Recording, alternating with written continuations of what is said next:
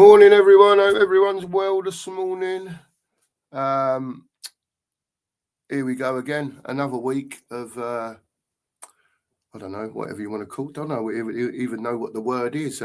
Conversation, if you like, about what's going on at Spurs this week. And as we know, Xavi Simons is out now. It's been confirmed. So it's all about talking about really what we're going to do this week, and maybe Mr. De Zerbi could use the players at his disposal to the best of their abilities, really. Other news as well concerning Nigel's just put in the WhatsApp group, actually, a question about Kudos refusing an operation to sort out his injury. Yeah, apparently he said he don't want any of it. So it is what it is. I'm going to bring Anthony in because he's sitting here. There we go. I'll say hello to you all as we go along. Morning, Anthony. How are you, mate? Yeah, morning, Cookie. I'm good, thank you. How about yourself?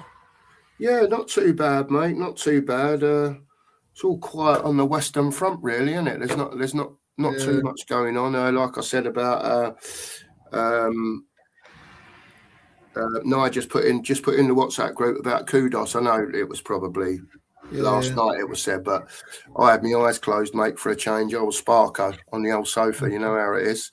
What do you make of that, Anthony? Old Kudos, by the way. Morning to everyone. I'll come and say hello to you all in a minute, but while I've got this fresh in my mind, just wanted to ask Anthony about it. Kudos refusing an operation for his problem from the Tottenham medical team. Anthony, what do you make of that, mate?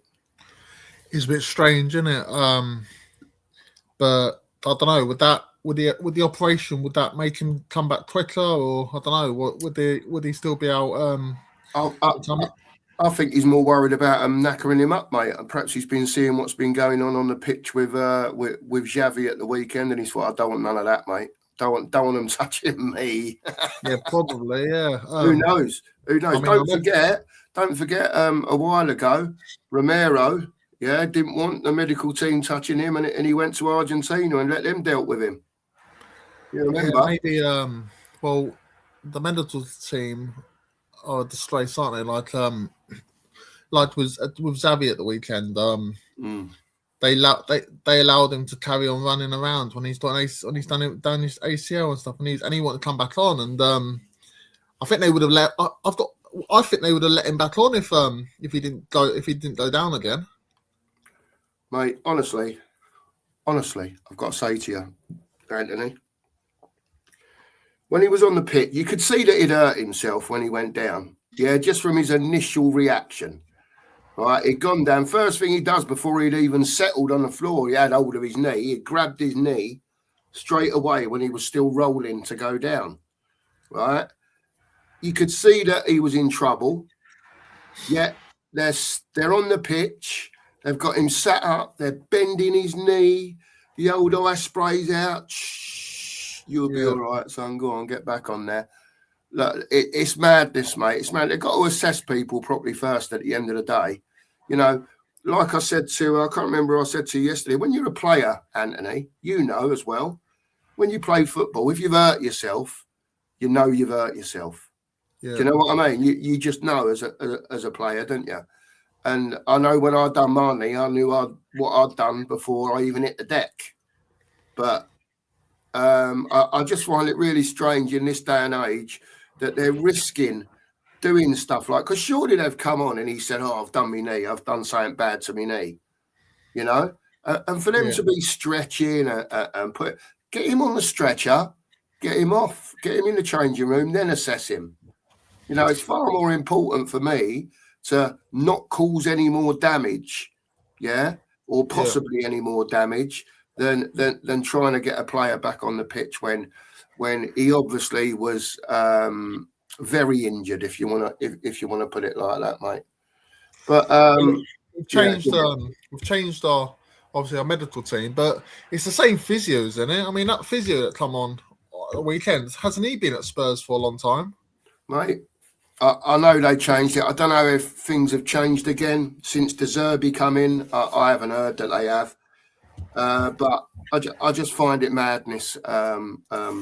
That's the world. That's the world of Tottenham. That's the world of Tottenham, isn't it? Nothing makes sense at Spurs at the moment. But if you remember when Dragusin done his knee, they had him jumping up on the touchdown on the touch line, didn't they? Do you remember doing knee squats?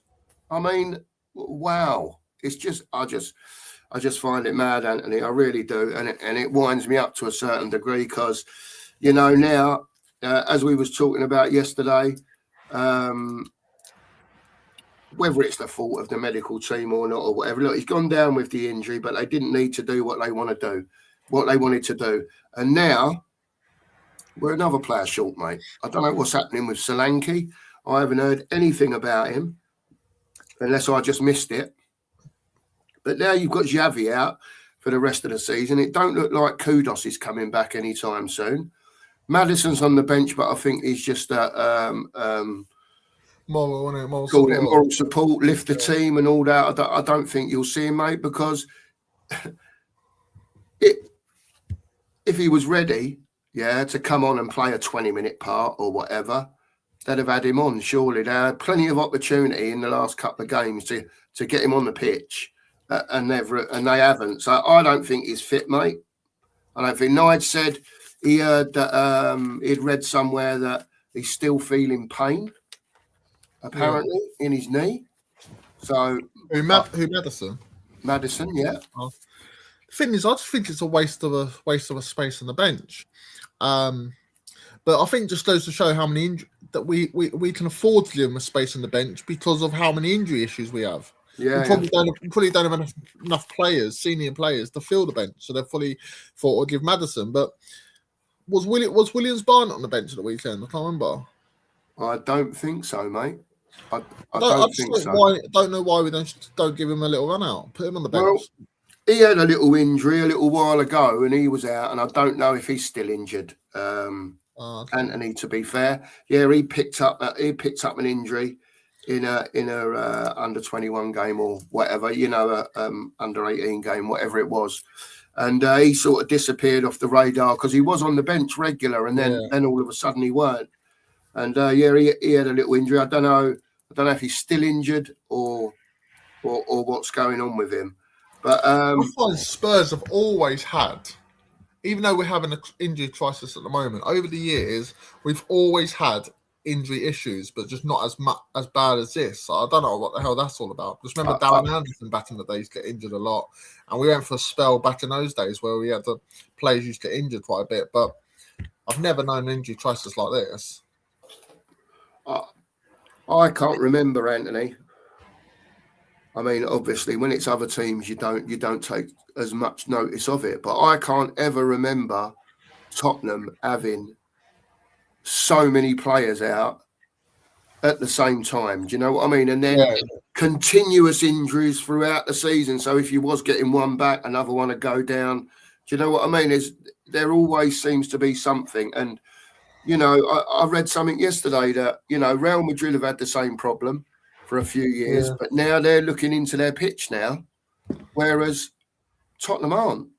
We've got a similar pitch to them or something. Isn't it something to do with it's retractable pitch? It's the same as Real Madrid's. Yeah, but in the grass, there's in the grass at the ground and in the grass at the training grounds, there is apparently a synthetic weave that's attached, or however it works. I'm not a grass man. Yeah.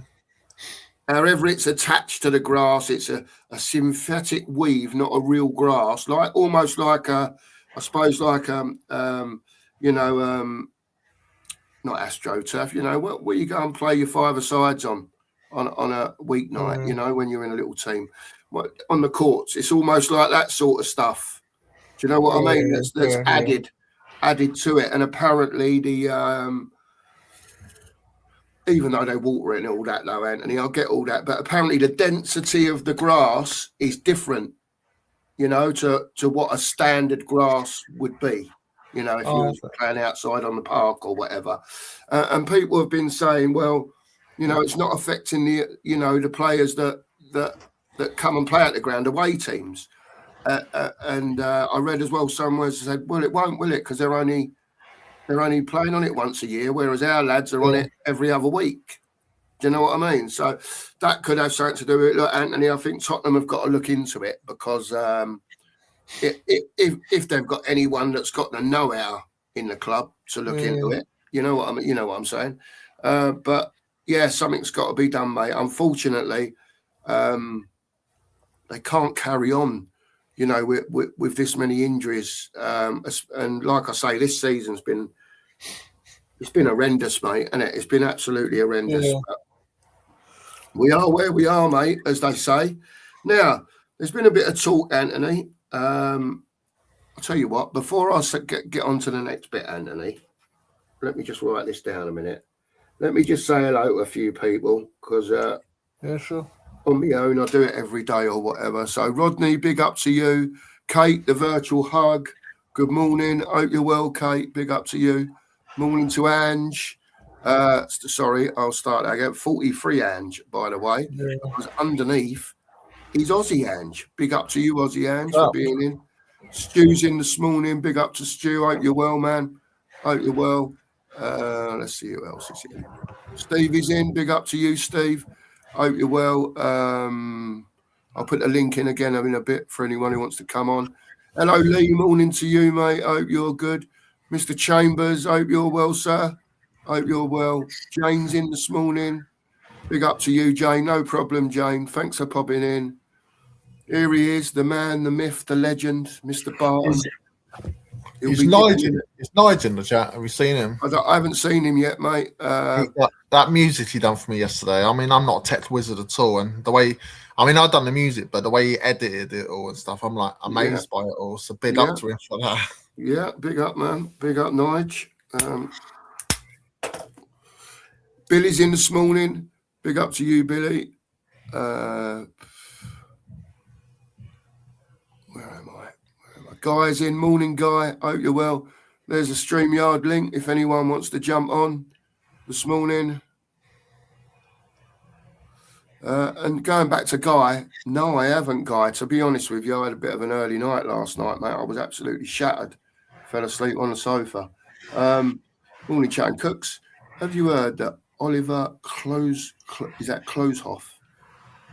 Is he winding me up or what? I don't know if he is or not. Has been linked to Spurs as a co-DOF. Guy, I'm off this co-DOF thing, mate. Joint DOF. It ain't going to work, mate. I know you know that probably, but... Also, Guy was saying on my stream yesterday, don't believe everything you read, and now he's coming out of all this stuff. Well, amazing, mate. I've never heard of the fellow Guy. To be honest with you, I don't mind being honest with you. I haven't heard of him. I've never. I'm assuming he's probably German or something. Yeah. But the dual role, as long as it's Langer, that's the dual role. Yeah, it don't work, Guy. You know that, and it don't matter who they bring in, mate. They could bring in, do you know what I mean, Ralph Rangnick. But if you said to him work with Johan Lang, it probably wouldn't work, mate. Do you know what I mean? So it is what it is. What is that? What is our obsession with having Lang at the club? It's got no idea, mate. Got no idea. Something's going on, mate. It's the same with Vinay for me. Yeah. I don't understand why Vinay is still there as well, mate. Get a proper CEO in, get a proper DOF in. Just get one geezer. It's not a coincidence.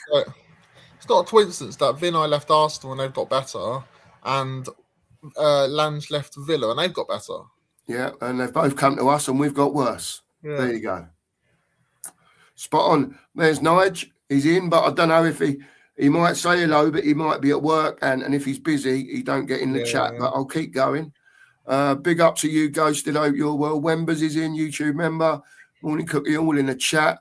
I feel we're now like a wounded animal that just needs to be put out of its misery, sadly.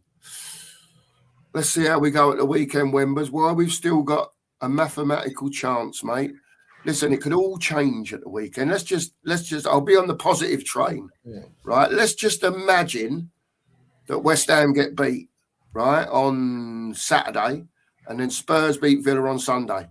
We're out of the relegation zone. We're 1 point above them, aren't we? Yeah, we'd be 1 point above them. and we'd be out of it. So we have to look at it from the fact of, even though a lot of us don't feel like it's going to happen, with the problems with the injuries, going away to Villa at the weekend, while it's still mathematically possible, I get behind the lads and hope that they can do it. I don't think they will be able to, but that's just me. It's just me. I think I think we're going down, but I think if we beat Villa if West Ham lose to Brentford and we beat Villa, and we come out of the relegation zone, that might be the game. I think actually we might actually do it, but that'll have to happen. I just don't see it happening. No, I don't either, mate. Morning, Stu. How are you this morning? Morning, mate. Better day today, fella. Better day, mate. Better day. Just yesterday it got me really bad, but yeah, I'm all right. I'm good, mate. Yeah. Talking about Tottenham, I said that you'd beat Wolves, didn't I? I said that you'd beat. You did say that, mate. Yeah. I stuck to it, but I don't know where you go. I said it as well, mate. So you should be coming on. Well done. I just don't know where your goals are going to come from, apart from set pieces. We're going to struggle, Stu. We'll talk about it because I think De Zerbi's options again now, have been, I don't know what's the word, worsened by the fact that we've got Simmons and looks like Solanke out now. My theory is that we should just pack the midfield out. Mawani, I can't be doing with him on the pitch no more, mate. He's doing my Sweden because I can't be doing with players that don't want to be there, And I think it's quite obvious now when you look at Mawani. Yeah, he don't give a toss at the end of the day, or he gives that vibe off that he doesn't give a toss. Do you know what I mean? And I'm just like, go 4-5-1, stick Richie up front, and then go from there. Fill the midfield out. I know we haven't got number 10s, but you've got to play someone there as such, or you just fill the body of the team out with your 4 at the back. Make sure you're nice and secure, and like you say, Stu, try and find a set piece, a corner, a free kick, something that maybe we can nick a goal. I don't know. I don't know where you guys are at on it. Yeah, we've just got to play a bit more try and play a bit defensive against Aston Villa and just try and counter attack them. If we take the game to Villa, we'll end up getting beat, won't we? So just try and counter attack. Just soak up pressure, counter attack them.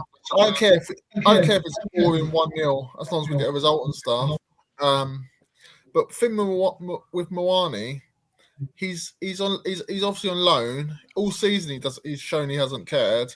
He only shows his best form when it was in the Champions League. He's not going to be there next season. So what's the point? Whether we stay up or go down, he's not going to be there. So what is the point of even playing him?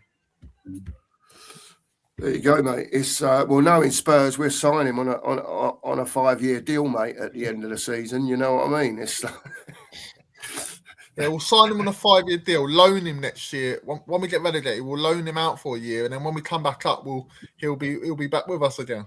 That's it. Loan him out to Accrington and Stanley for a year, mate. That will do. He might get double figures then. You never know. Kev says, this is interesting. How can a medical team be overruled by a player's opinion? This club is shambolic. I'm talking about, I'm assuming you're talking about when he was on the pitch, Kev, Xavi Simmons on Sunday. Like I said, Stu, I don't know what you think, mate, but he done it, and you could see before he'd even finished rolling or, come to a still, he had hold of his knee, right? He were in trouble. He were bad in trouble, wasn't he? He knew he were in trouble, Cookie. He knew it. The professional footballers, I think he's had a similar injury at Leipzig as well as Xavi. So he knows what it feels like. But what shocked me were your medical staff bending it like it were a pretzel. They were bending it, twisting it, pushing on it. Yeah. I thought. And then, and then, Stu, the old magic spray come out. Yeah. Then he got him back on his feet, trying to make him carry on. Took a couple of steps and then went straight back down again. Yeah, man. It's madness, isn't it? It is absolutely madness. Tony's come in from Amherst Football TVs, but no surprise with Kudos. If you do go down, he will want out ASAP. Well, that'd be interesting, Tony, because we've got someone who comes, a West Ham fan that comes in the chat in the different Spurs channels. And they've been saying exactly the same thing about Kudos. So it'll be interesting to see in the summer whether he starts playing up or not. Do you know what I mean? To get the move away, especially if Spurs have gone down, because I can't see he's going to want to play in the Championship, mate. And I don't know if Spurs can afford his wages at the end of the day. You know what I mean? They've got to. Thank you. They've got to. If we go down, they're going to have to trim the budget massive. And I think players like Kudos now that's another thing. Yeah, now Simmons has gone down with this injury. Spurs do go down. They're lumbered with him next year because they're not going to be able to sell him. Cookie, the thing with Kudos, didn't you hear him in the summer? He's got cut through in his heart, hasn't he? So are you saying you don't believe him?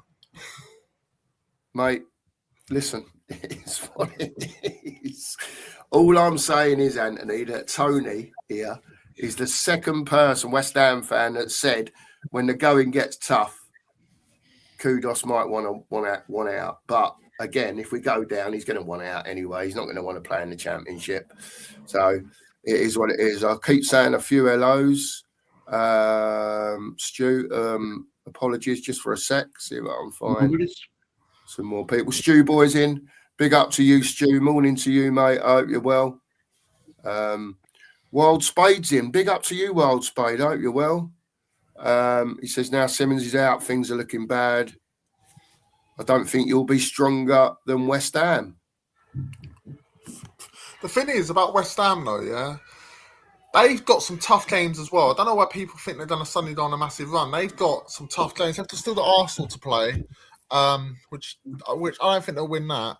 Obviously, got Brentford at the weekend. They've got Leeds to play. They've got Newcastle. I know Newcastle on a bad run, but Newcastle away, still a tough game. So if we can just get one win and come out of it, you never know, do you? No, you never know. I don't think West Ham are going to get. My fear is with West Ham, and I'll be honest with you, Anthony, right, is that they're 2 points in front, right? So with 4 games to go, it don't leave a lot of breathing space. I don't think West Ham will get loads of points personally. I don't. But my worry is, Anthony, that if they do go and nick a win, let's say they go and nick a win and a draw maybe, right? That's another 4 points. That means we need 2 wins minimum, to get out of it. And that's where my thing comes from. Number one, it's like, can we go and win a game? Can we go and win another game of football with these players out now, considering we haven't got the creativity? And number two, someone put in the comments just now, West Ham, Wild Spade, West Ham are, more cohesive than us, and that they've got players on the pitch that can do bits for them, Anthony, whereas we're struggling to even field those players. Do you know what I mean? And the 2 point behind bit now is what's doing me, because if they do, they're playing Saturday, right? If they did go and beat Brentford on Saturday, we're 5 points behind before we've kicked a ball at Villa. That's what bothers me. That's what bothers me, because if we had 8-9 games left and we were saying that this is where we are now, maybe it could end up being a slightly different story. But with the injuries as well now, because we've gone past that and we're down to 4 games, we've had Simmons go down, we've had Solanke go out, and so on and so forth. Whatever you think of them, as players, whether some will think they're crap, some will think they're good, vice versa,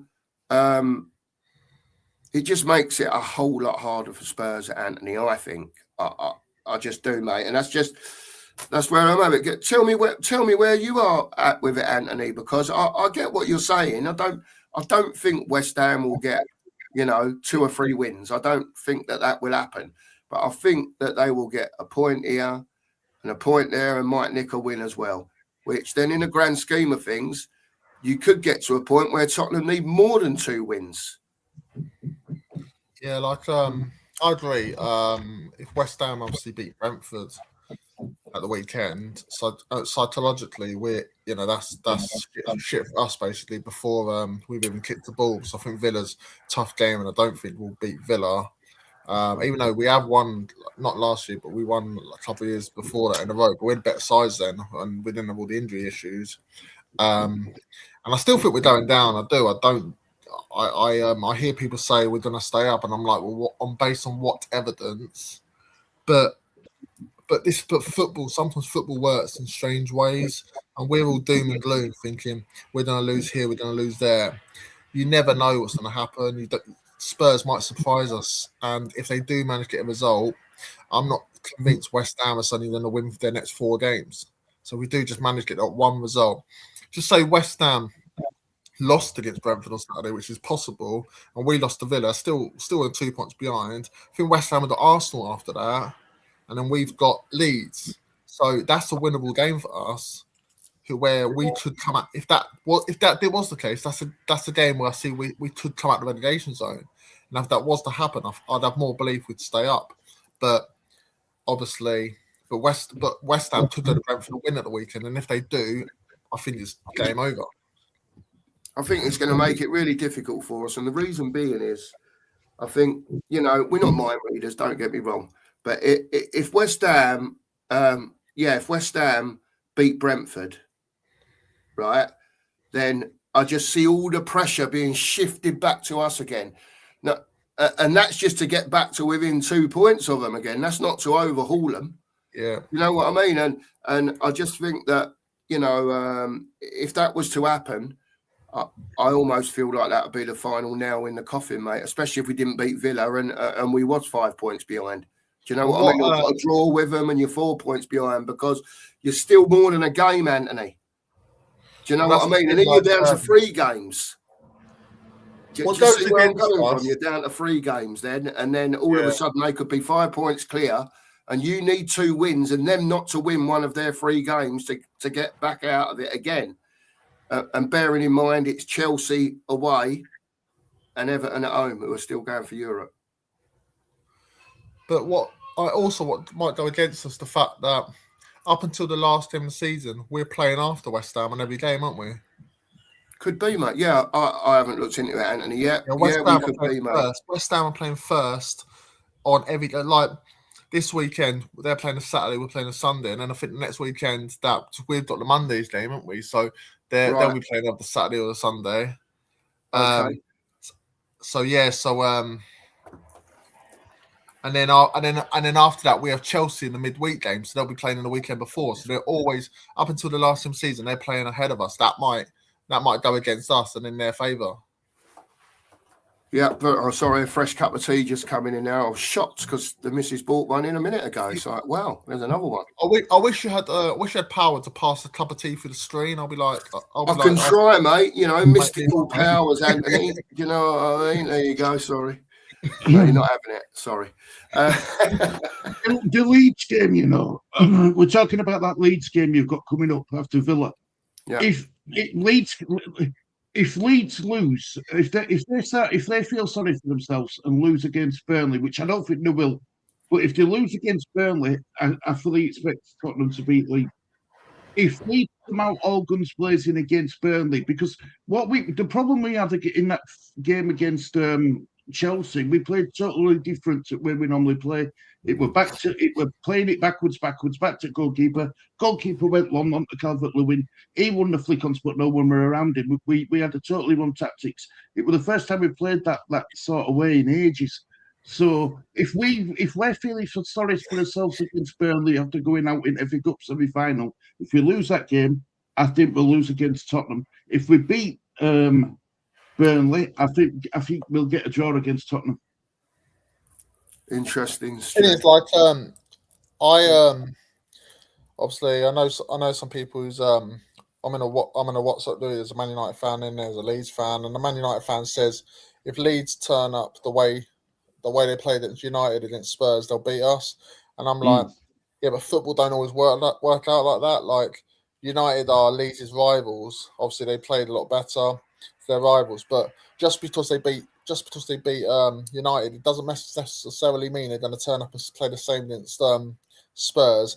Football don't work out like that. Sometimes you put in a great performance, and next week you're not playing as well. So, Spurs might get a result, could get a result against Leeds, but the trouble is we've only won two home games all season, so that don't really give us any much hope, does it? Mate, it's difficult, and it's just we're just in a really difficult position at the moment. Yeah, Joey, behave yourself. Not saying it's the grass's fault. I'm putting everything out there. Everything out there. That's all. I agree with you, mate. Madders, Xavi weren't even on our pitch, but there has also been a lot of injuries on our pitch at the same time. But I'm not using that as an excuse. I'm trying to work out in my own head, Joe, more than anything, what's going on. Do you know what I mean? Because we keep saying about Enoch, they don't know what they're doing. It don't look like what they're doing with a medical team either, to be quite fair, because it don't seem to matter who's there. They're all a bunch of cock-up merchants. Do you know what I mean? You saw what happened with Xavi on the pitch. You saw it with Dragusin. When he done his, they had him bouncing up and down on the line. Are they mental or what? What's the matter with them? But yeah, I'm with you, Joe. I'm with you anyway, mate. How it is. Guy says the training pitches do have 3G, 4G pitches. This is standard. Yeah, Tony said 4G. There's always excuses, Joe. Always excuses, mate. We have to work our way through them. Otherwise, there wouldn't be a show, would there? Short grass, couldn't afford long grass, says Wild Spade. I think 3 of your Tottenham ladies have gone down with an ACL as well this season. Oh, interesting. They train on the same pitch as you, don't they? They train on the same pitches as you do. Yeah, I believe so. They train? Yeah, they don't play in the same pitches, though, do they? They play. Don't they play at Lake? They play at Lake Norient, don't they? Or that's like their home ground. Yeah, I don't think they play very often at Spurs. Only when it's an Arsenal game or something like that, or something like that. So when they're guaranteed a massive crowding. But if the surface is similar on, just saying, by the way, if the surface is similar on the training pitches to what's on the pitch at the ground, then maybe that does have. Listen, Pick up Brian. I'm throwing them all out there, Anthony. I'm throwing everything out there. Everything. Do you know what I mean? It needs investigating. It definitely needs investigating the way you've had so many ACLs and muscle injuries. Yeah, just injuries in general. Brian, hello, mate. Morning to you. Thanks for jumping on, mate. Have you ever known anything like the injury problems that Spurs are having at the moment, Brian? First of all, good morning, everyone. Morning, mate. Just got 5 o'clock in the morning here, as you do. So I thought, why not jump on? I will say, when people are going about this injuries, I had a bit of a tangent about this yesterday. It's funny how no players who play against us are really getting injured at this football pitch. True. So when we're talking about the football pitch, yes, we play on it weekly and there's more chances of it. Yeah. But if you tell me the last player that went off with a ACL or a hamstring injury at the Tottenham Hotspur Stadium, I would love to know. And Real Madrid, who have had this retractable pitch for 1 year or their first season, they've had a few injuries and they're automatically launching a massive investigation. We've been here since 2019 and injuries have been a massive issue. Yeah. And there's no thought whatsoever to invest in finding out what's going on with the what's going on. But first of all, I think we all, as Spurs fans, need to send huge commiserations to the Kazakhstani people and the Kazakhstani FA, because, just to read something out, the Kazakhstan's football reform has taken a major turn Scott Munn has been appointed the General Secretary of the Kazakhstani Football Federation. Wow. So, commiserations to Kazakhstan on the most stupidest appointment you could make. What a fall from grace that man's had from the City Group to Spurs to the Kazakhstani Football Secretary. Exactly. Wah, wee, wah, Daniel. Wah, wee, wah. Unbelievable. Yeah, going back to the injuries, this is the thing. We're all looking, and I don't mean we. I mean we as a collective fan base are trying to find excuses for why we are where we are. Whether it be the pitches, whether it be the medical team, a huge part to play, whether it be the referees are against us, or all Premier League teams are throwing matches so we can go down. Don't we always say when we're at the top or something, the league table doesn't lie? We do. Don't we say that all year round? No matter what, the league table doesn't lie. At the end, you are where you are. We are where we are. Do the pitches have something to do with it? Maybe, not major. Has refereeing decisions gone against us? Yes, but you know what? We haven't been down the bottom like this for years and years, apart from last season. And we all see that the referees, every team, the referees are against us. We know the teams struggling get less people, less decisions, and all Premier League teams are letting us being walked over so we can go down. Okay, so the Premier League teams, it was their fault that we sold Kane and didn't replace him. It's their fault we sold Son and didn't have a replacement. It's their fault that we didn't recruit correctly. We have to stop looking for excuses as a fan base collectively and realise we're 18th because our squad isn't good. The players that don't normally get injured are now getting injured. But don't worry, all the injured players are coming back and we don't need to buy because of that. It's ridiculous. And the injury thing, like I said, if someone can tell me the last player that got a hamstring injury or the last proper serious challenge injury at Spurs was probably Isaac against Liverpool, and that was a tackle by Van der Ven.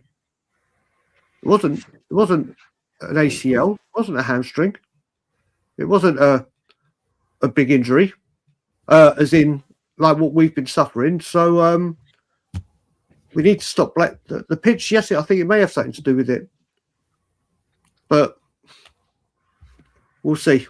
We'll see.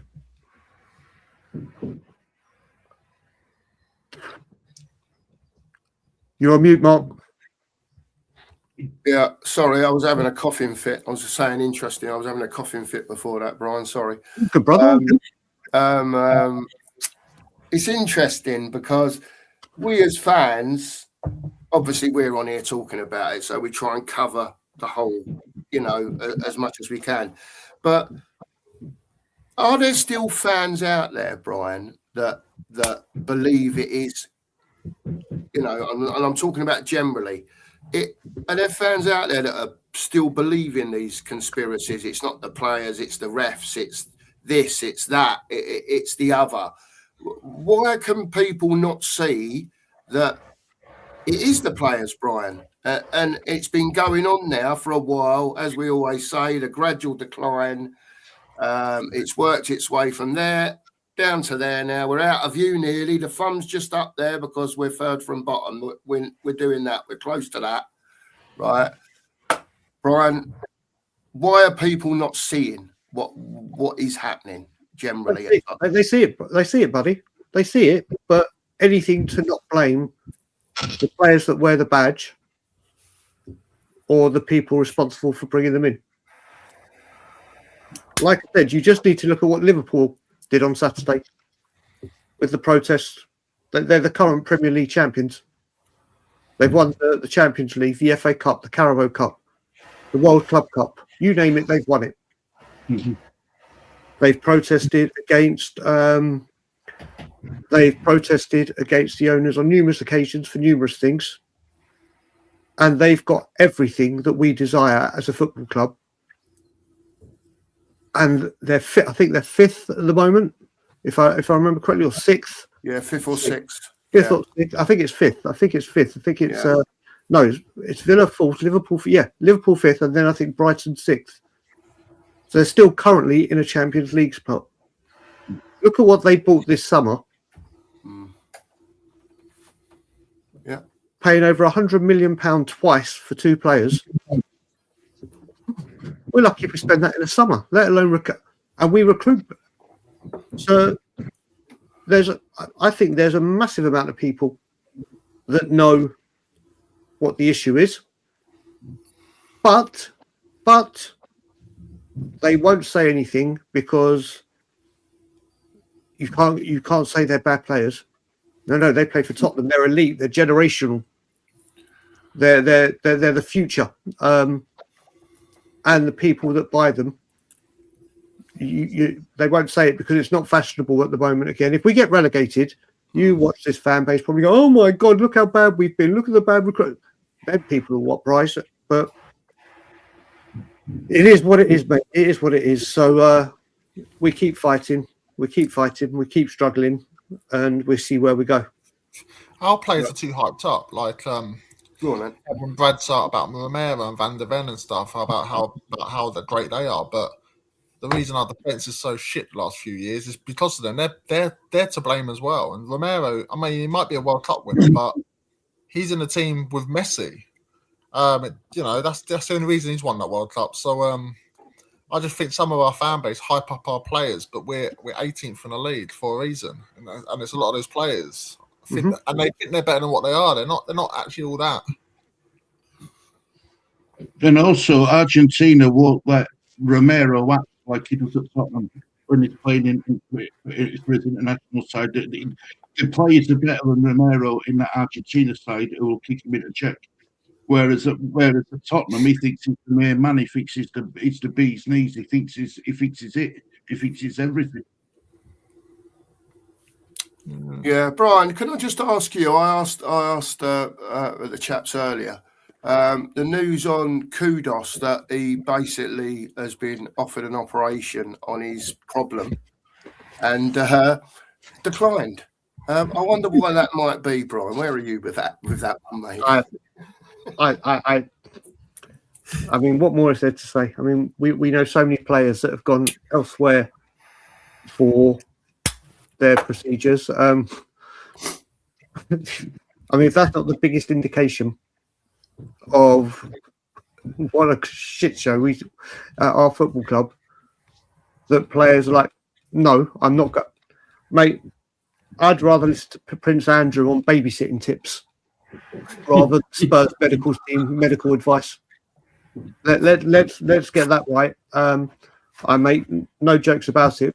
We are ridiculous. I mean, you just got to look at the videos of the Spurs medical team trying to put cold spray on a ACL to try and make it better. I'm amazed they actually put him on a stretcher, because we never let him go on a stretcher at Spurs. Bentancur, when he did it, you're not allowed to stretcher at Spurs. Look, you got that. You got Kolo Muani. Oh yeah, that was the next thing I was going to bring up, Brian. Yeah, about Muani. What's going on there? I mean, you're not going to believe it. You're not going to believe it. It's coming out that apparently it might be a hamstring injury. A revelation at Tottenham Hotspur. You can't make this stuff up. And look, I think Muani has been useless. But we were talking yesterday on Tottenham on Tour, both in the morning and the evening, when I did Late Night Lillywhite, about where the goal's going to come from in open play. We've been playing with 3 up top. Well, now it could be 2. Well, I don't know. We were talking already about it. Well. Say again? Isn't Solanke injured as well then? Yep. We've got Richarlison and Tell up top. Oh, Tell. And it's but do remember, it's only Tuesday, so long time till Sunday. There could be more hamstrings or whatever. But yeah. So we lost literally. Right, Brian, I don't know if you know, is Luca Williams-Barnett injured? I don't believe so. Right, okay. But we'll probably put Xavi on the pitch to be with Madison for I saw a video of. the good feelings and vibes subs are going to take over. I thought I saw a video recently of Luca Williams-Barnett scoring a couple of goals for the youngsters or something. Is it under 18s or whatever it is?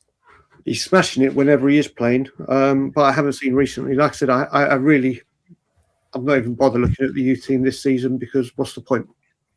I haven't. I just I vaguely remember that because of the injury problems, he was on the bench a lot, right, for a consecutive number of games. And I vaguely remember on the TV thing that the people that were on saying that he wasn't on the bench this week because he was injured, right? And then he hasn't been on the bench sort of since. But like you, Brian, I haven't kept up with the youth team stuff. I normally do, but I haven't, mate. So I don't think they'd play him anyway, regardless whether he's about or whether he's not. If we go down, at least we have Lancia. I mean, look, he's smashing it for Oxford, isn't he? 33 goals or something he has. He's not got 33, he's got 12. Well, I heard somebody had 33 or something. Well, someone is it's probably Scott Munn and Lange. 33 goals somehow. He scored 12. There you go. I don't know what that was about then. He scored 12, but let's look at this right. 12 goals in the Championship in a relegated team. When you're not getting a lot of opportunities, fair play to him. Fair play to him. But he hasn't got goals. He's got 12 goals. 12 or 13 goals this season. Do you risk Madison for the last 20 minutes? He's not ready. Stu, he's not ready. He's not ready. No, he shouldn't even be on the bench, mate. A report came out that he was still getting pain in his knee. Wow. Right? All this about that he's on the bench. Listen, if he was ready for 15, 20 minutes or even 10 minutes, Stu, right? They had ample opportunity in both of those games to bring him on, right? Yeah. And they chose not to. So for me, that tells me he's not ready. I saw the report saying about the pain in the knee. Yeah, that would tell me he's not ready. And then the other thing that I question about it is he can sit anywhere. Yeah, there's lots of places that a player can sit and give his moral support and whatever else. I don't know, perhaps one of you will be able to answer this. Why is he on the bench? Good feelings and vibes. Good feelings and vibes. He can do that from the technical area, Brian, there. He's only sitting behind them. Exactly. But you watch, in answer to your question, mate, buddy, I guarantee Spurs will be trying to push him to play now, and he's not ready. I'm of the opinion that he comes on, he hasn't kicked a competitive ball in over a year.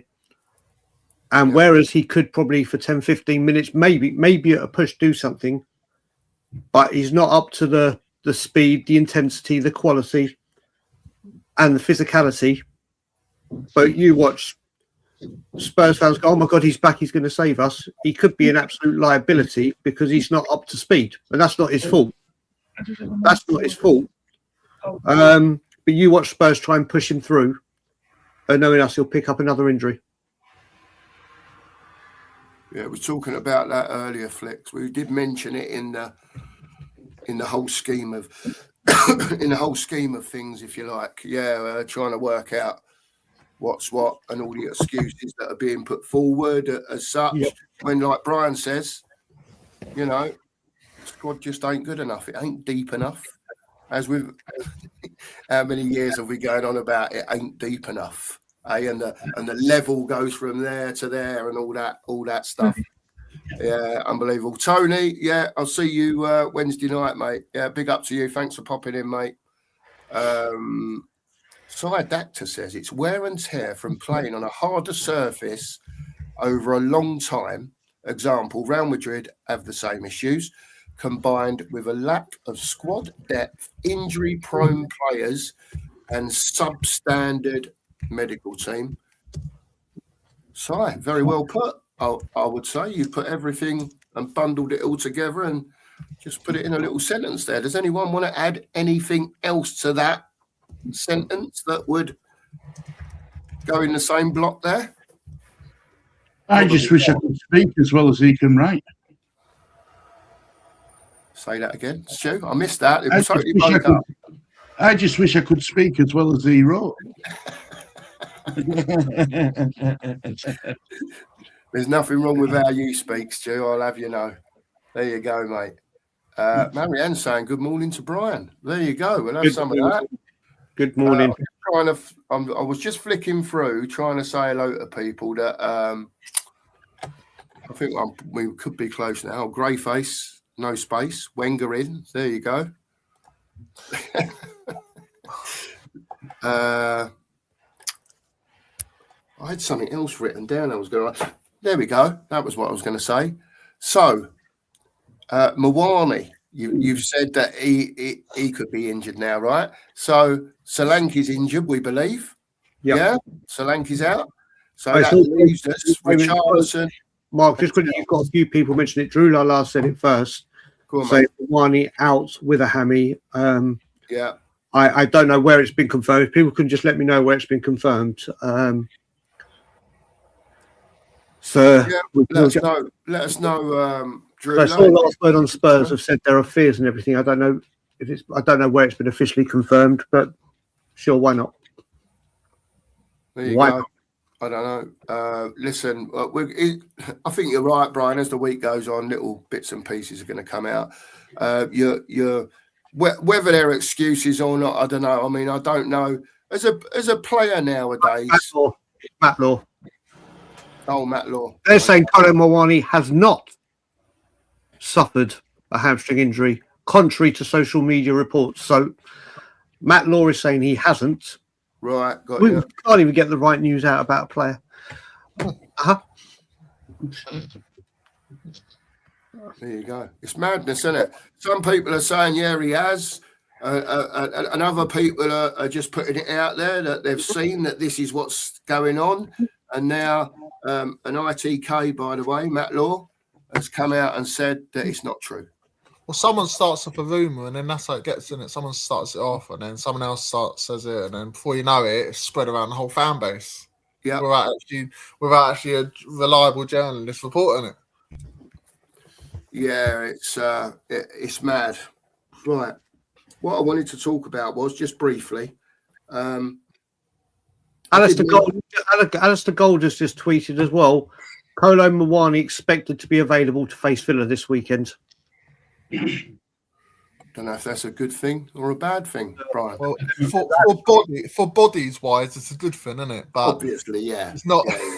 He's not exactly a great addition. Right, and I'm going to get this question out in a minute. You lot, behave yourself. Alistair Gold, get lost. Stop reporting. We're doing an important show here. Alistair Gold's reported something else on here. I'm joking. Right, where's that remove button? Oh, sorry, mate. No, you're all right. I wouldn't know where it is, Anthony, anyway. So you're all right, mate. Say what you want. I'll be here 20 minutes trying to remove you. I'm saying at the weekend, especially now, right? One up front, right? I know we mentioned this just briefly earlier on in the program, but there's a few more people in here now. Be nice to see in the chat our people with what's available now that you know of.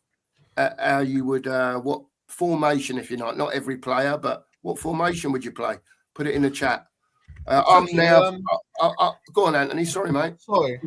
I don't know if you're going to touch on this at all, but would you? I've heard Vicario might be available on the weekend. Would you keep Kingsley? Yep. Yeah, I would. 100%. Listen, right. I don't mind adding to this one a little bit. All I will say is some people will call it a wonder save, right? Some people will say that save in itself redeemed everything that happened against Atletico Madrid, right? Other people will say, my God, look at the fucking kahunas that this kid has got on him a few weeks later. Yeah. Plus with what happened with the Romero robbery push, got the knee in the head. all that, made important saves in that game afterward as well, I will hasten to add. And then that save with the last kick of the game, right? We was talking earlier about the difference between 2 points and 5 points, Anthony. He don't save that, yeah? Spurs are in trouble, yeah? You know what I mean? And Wolves... He'd also made a really important save early in the game when Danso and sort of Van der Ven were sort of looking at each other and none of them deciding which one to go for the ball. In the end, Danso went for it, but he was a bit too slow, and Adam Armstrong ran through, and Kinsey come flying off his line, if you remember. Yes, I do remember. Look, I think he's really ridiculous. Look, we all know about the pitch at Atletico, right? We know about that, right? Shit happens and all that. Unfortunately for him, right, a lot of it happened to him, right? To have the mental, stability and capability, to soak all that in, and then on top of that, you pulled off, right? Which, he probably expected that to come, but he's still got to walk off that pitch in front of 60-odd thousand people at Atletico, whatever it holds, right? And then he's come back in, and I think he's performed more than admirably, because he could have fell apart. And he hasn't, and let's hope for him, and for Tottenham, but for him, more than anything else, that last kick of the game save, pushes him on even further in his beliefs and his capabilities. Because, listen, we look at Vicario and we'll all say, good shot stopper, We know he's not great on crosses. We know he's not great on set pieces. We know he's not great on anything coming through the air, right? We know he's not good with his feet. So what is he good at? He's a shot stopper. Yeah, that's it, isn't it? He's a very, very good shot stopper. He's very good at it, right? What I will say, Kinski can still develop that part. I'm not saying he's not a good shot stopper, but I think Vicario is levels on him in that department. But in all the other departments, Kinski wins now. The thing with you know what I mean? The thing with Vicario, anyway, even this season, he's even though he's a shot stopper, there's times when he's pushed the ball into danger areas. So even when he does save it, he doesn't always push it to safety when he does save. Yeah. But I don't know what you guys think. I mean, for me, I'm Kinski in for me, whether Vicario comes back or not. Just keep the kid in now. We all keep talking about, right, let's try and, get the same players on the pitch for the last 4, 5, 6 games, whatever it was. I don't think he needs to change the goalkeeper now. I really don't. Just leave him alone. Leave him alone. If he does change it, then that's in my opinion, that's a huge mistake by De Zerbi. Kinski has come in and done very, very well. Yeah, I think when you were talking about the save, Cookie, we spoke about it privately when we were having a chat. That it's a world-class save. It was. A world-class save at a vital moment. And big up Boxy, big up Mr. Box Office. And he has stepped in. And you got to remember the last free kick we took of any real danger was Vicario against Liverpool. And that was right next to him and he palmed it in. Yeah. Vicario was in goal for that. That's top corner, 1-1. You can't drop Kinski. And I think Kinski actually is more, his attributes suit De Zerbi better. So I think it's actually come at a good time. And Kinski should stay. Let me just put on this. It shows the character of the man as well. It shows the character of the man. He's got a good character. Yeah, I agree. It's got, do you know what? After almost, I don't know if humiliated's the right word, but, what he had to go through in that 15 minutes and then being taken off. And then just a few weeks later, you're back in the frame again, but because of a operation to your goalkeeper. Yeah. Listen, for me, I think he's done all right since he's come. I think he's showed huge balls. Huge balls. Do you know what I mean? Good luck to him, man. Good luck to him. That save last week, I was in this chat. I thought it was in. I've got to say, like, in real time, I thought, oh, my God, they've scored. Do you know what I mean? And fantastic. Didn't give a toss about the post because he was going head first into that post. Do you know what I mean? He didn't give a shit about it. All he was worried about was saving that ball, and thank God he did, man. Thank God he did. I thought we wouldn't, after the Atletico Madrid game, I thought we wouldn't see him again in Spurs shirt. I thought that was him done. Yeah, me too, mate, to be honest. Karius for Liverpool when he made us 2 high-profile mistakes against Real Madrid years ago. We never saw him again play for Liverpool, and I thought the same for Kinsey. So he's got massive balls to be able to come back in and do what he's done. And all the goals we've conceded, like against Brighton and Sunderland, none of them have been his fault, have they? And he's made some good saves along the way. So what formation would you go for then? A 4-5-1 or a 3-5-2? I want formation. I think we at Spurs should actually adopt a new formation of a 5-5-5, just so we have a chance. We've got enough players on the pitch then. Just so we have a chance.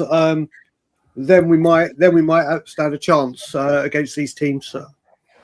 Mate, we need goals. We need goals. No. And I can't see where they're coming from at all. So we need as many forwards as we can on the pitch and go for it. But can we get them out?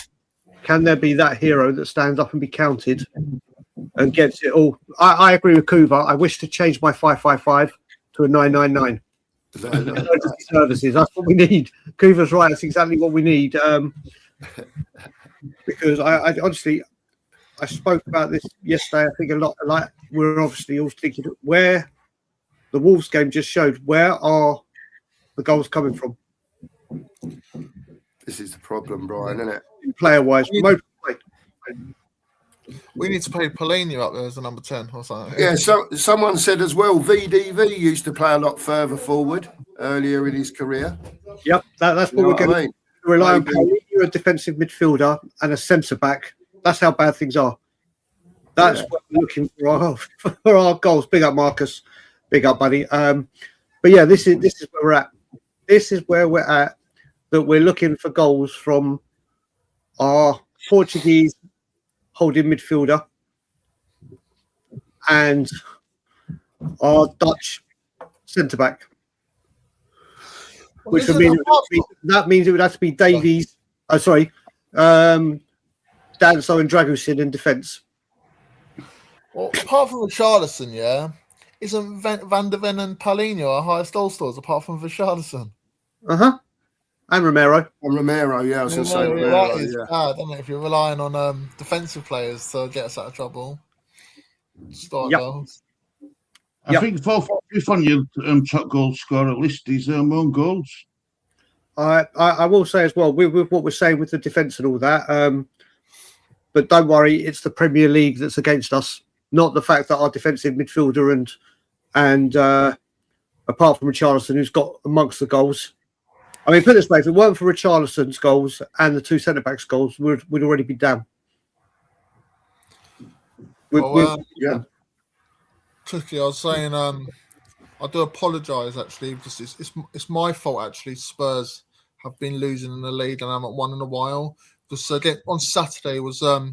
since I've been doing the YouTube world, Saturday was the first time I'd seen Spurs win a game in the league, so it's my fault. I do apologise, everyone, all right? You did say 1-0 though, didn't you? This time, Anthony. You were spot on, mate. No, I said 2-1, didn't I? I said 2-1. Oh, sorry, 2-1. Did you say 1-0, Stu? Or did you say 2-1? I said 2-1. You got the win though, didn't you, at the end of the day, which was the important bit. Eh? What are you shaking, Brian? What are you shaking your head at? I'm just shaking at a tweet I did, and all right, yeah. Decided to post a picture of Ange Postecoglou holding the Europa League trophy because of our players being injured. You can't make this stuff up. You cannot make this stuff up. blame everyone apart from the actual real reason. This fan base drives me nuts. Absolutely nuts. Pathetic. Massive sections of this fan base, pathetic. But there you go. That's what I was nodding my head at. Nothing on the no, it was sort of one of them very subtle, one of them type of things. Not a ferocious one. I look. Shaking the other day like we're a social experience. I think we need to be seen and have a worldwide test on Spurs fans and see what we are combined, because you can't. Yeah, exactly, Joey. You can't do that. And remember what came first, the chicken or the egg? People seem to forget that Spurs are 144 years old, but Spurs didn't exist until 2023 to 2025. We have a 2-year history. We never played attacking football or set standards before 2023. And then 2023, forget 142 years of the club. It's all about those 2 years. It's all about those 2 years. And never, ever forget it, people. Never, ever forget it. Spurs are 2 years old. My God. Well, people died about Spurs not winning trophies and stuff, but since the Premier League era, we haven't. But people seem to forget, actually, history never started when the Premier League started. There you go. There you go, man. Listen, Brian's right? People have kids today and that, and even younger adults, if you like, right, that don't take that much of an interest in Tottenham's history. They'll go to the games, like we say, yeah, a good day out, go home. They might support Spurs. They might be, I don't know if you could distinguish the word fans and supporters and all that. I'm not, whatever, right? But history is important if you're going to support a football team, right? Everyone knows that, right? It doesn't mean you necessarily need to know every goddamn thing that's gone on in Tottenham's history. Yeah, but there are certain things you can look back on, yeah, in time and be able to pass on to your kids, and your kids and their kids, and you know what I mean? And it's just all part of the history of the Tottenham. But it is important. I jest when I say that, but to me, it was when my boy was growing up, you know, I used to sit him down and we'd be sitting on the sofa talking about Spurs when he was 6 and 7. And he'd be like, Daddy, can you tell me something about what you went to, you know, years ago? We'd sit there. Mark, when you said the history of the club, who are you referring to? Antonio. I don't know who you're talking about. We've only been alive 2 years. Who's Antonio? Brian. Who is Antonio? Helping me, Brian. Helping me. I don't know who he is. We've only been alive as a club from 2023, so don't know who you were supporting. All right, Brian. Yeah, I know who I was supporting, Brian. I've been going mad about Levy for 18 years and Enoch. We've only been around for 2. I've got everything wrong in my life. Got everything wrong. All Spurs fans, don't forget when they come for you. And I get it quite often because of being very outspoken. Spurs are only 2 years old. And to have won a trophy in 2 years, wow, what a club. Right, what a club. What a football club. Colin's just letting everyone know for the whole of his life has been half of Tottenham's existence. Colin's 1 year old. Don't know what you're talking about. What are you talking about? Or what is he talking about? Colin guided. We've only been around 2 years. You're not 1 year old. Let's get this. Let's get this back on track here. We're a brand new football club. We just arrived in a 62,000 seater stadium. Just arrived like a UFO. No non-league, no nothing. Straight to the Premier League, and there we go. And as Dang says, the standards of this fan base is in the gutter. We had a program on this, as you all know, I don't know when it was last week, middle of last week. So many opinions again. It's just mad. And you read stuff, and even sometimes like I'm sitting here, obviously doing what I'm doing, and I'll look across to the chat like that, and I think, wow, do people really think that? Do you know what I mean? But it's just an odd comment that'll pop up. I don't mean it's everyone, but there's someone out there that really thinks such and you think, wow, do they really think that? But listen, as you all know, I've been twice, Brian, to the ground this season and in 25 years, right? 'Cause I had to go for myself. Mm-hmm. Do you know what I mean? Just to, remembering White Hart Lane and then going there and whatever else, right? Number one, right? I went against Nottingham Forest and West Ham. Number two, we were shit in both games, as we have been for ages because of the standards of the players that are in the squad. Not everyone, not all of them, but generally, as a squad, they are rubbish, right? Bringing all the managers that have come into this club, yeah, I can only put this as blatantly as I feel. I'm sorry if you feel like I'm going on, right? All the managers that have come into this club, yeah, recently, none of them have been able to get a tune out of these players, right? They can't all be wrong. No, they can't. They can't. They can't. It's just that they just can't all be wrong, right? We are where we are. You can blame who you want to blame. Yeah, you can blame them at the top. You can blame Johan Lang for the last 2 or 3 years. You can blame whoever you want, right? But the blame ultimately lies at the top. Yeah, and I'll get all your comments on just my little rant, if you like.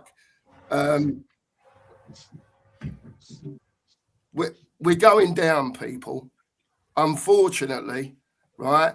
We've got no forwards that you're going to sit there and go, yeah, he'll bag us one this week. No one knows. No one knows. Now, apparently, we're down to 2 fit forwards because Mawani, apparently, he's not injured. And then you've got Richarlison.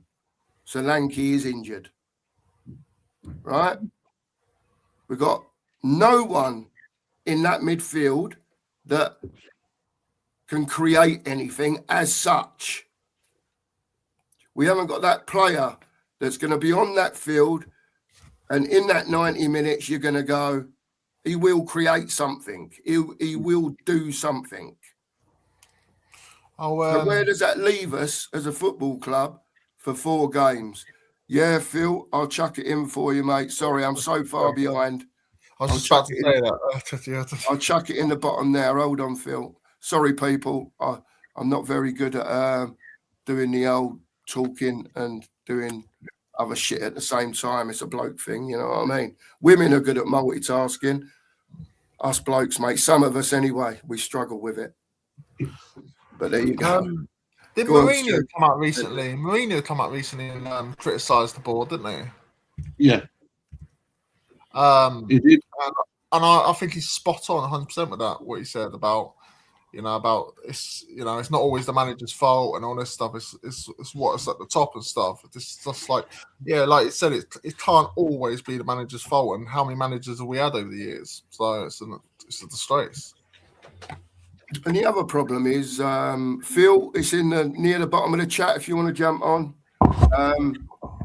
Yeah, big up Rowley, by the way. And the other problem is that a lot of people fail to recognise because they're just looking at what's here now. And I'm not saying any of us, by the way, but all these players were bought. Hello, Brian. Different managers. Not really.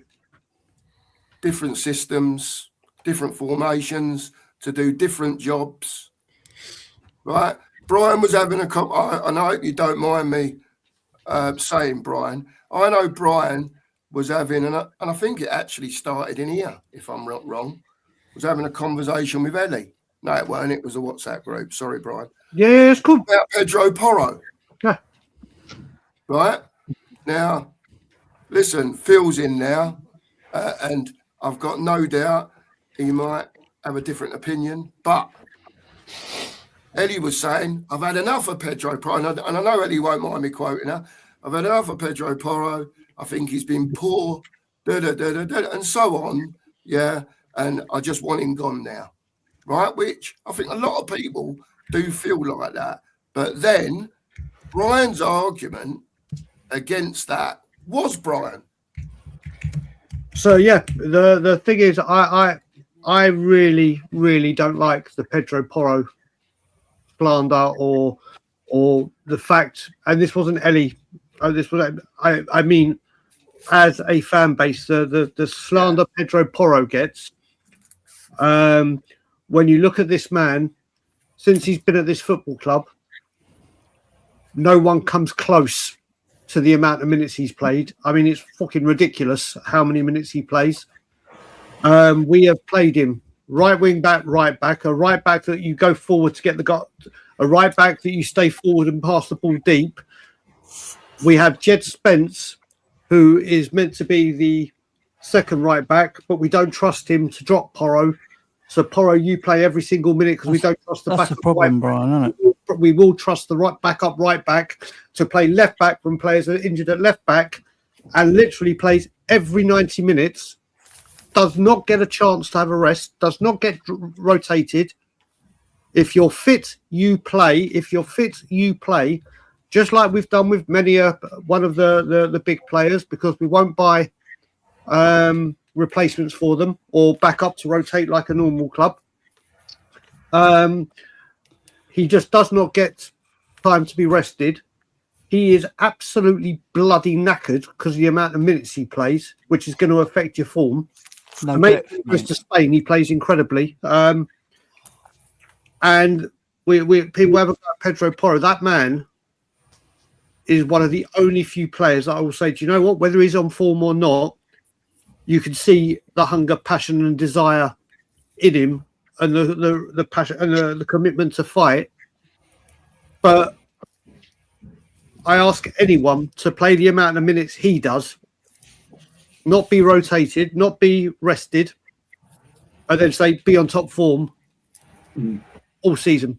And when he's the only one that can pass the fucking football and he's out of form, it very much highlights, well, wait a minute, why is Porro's crosses bad? Why is it?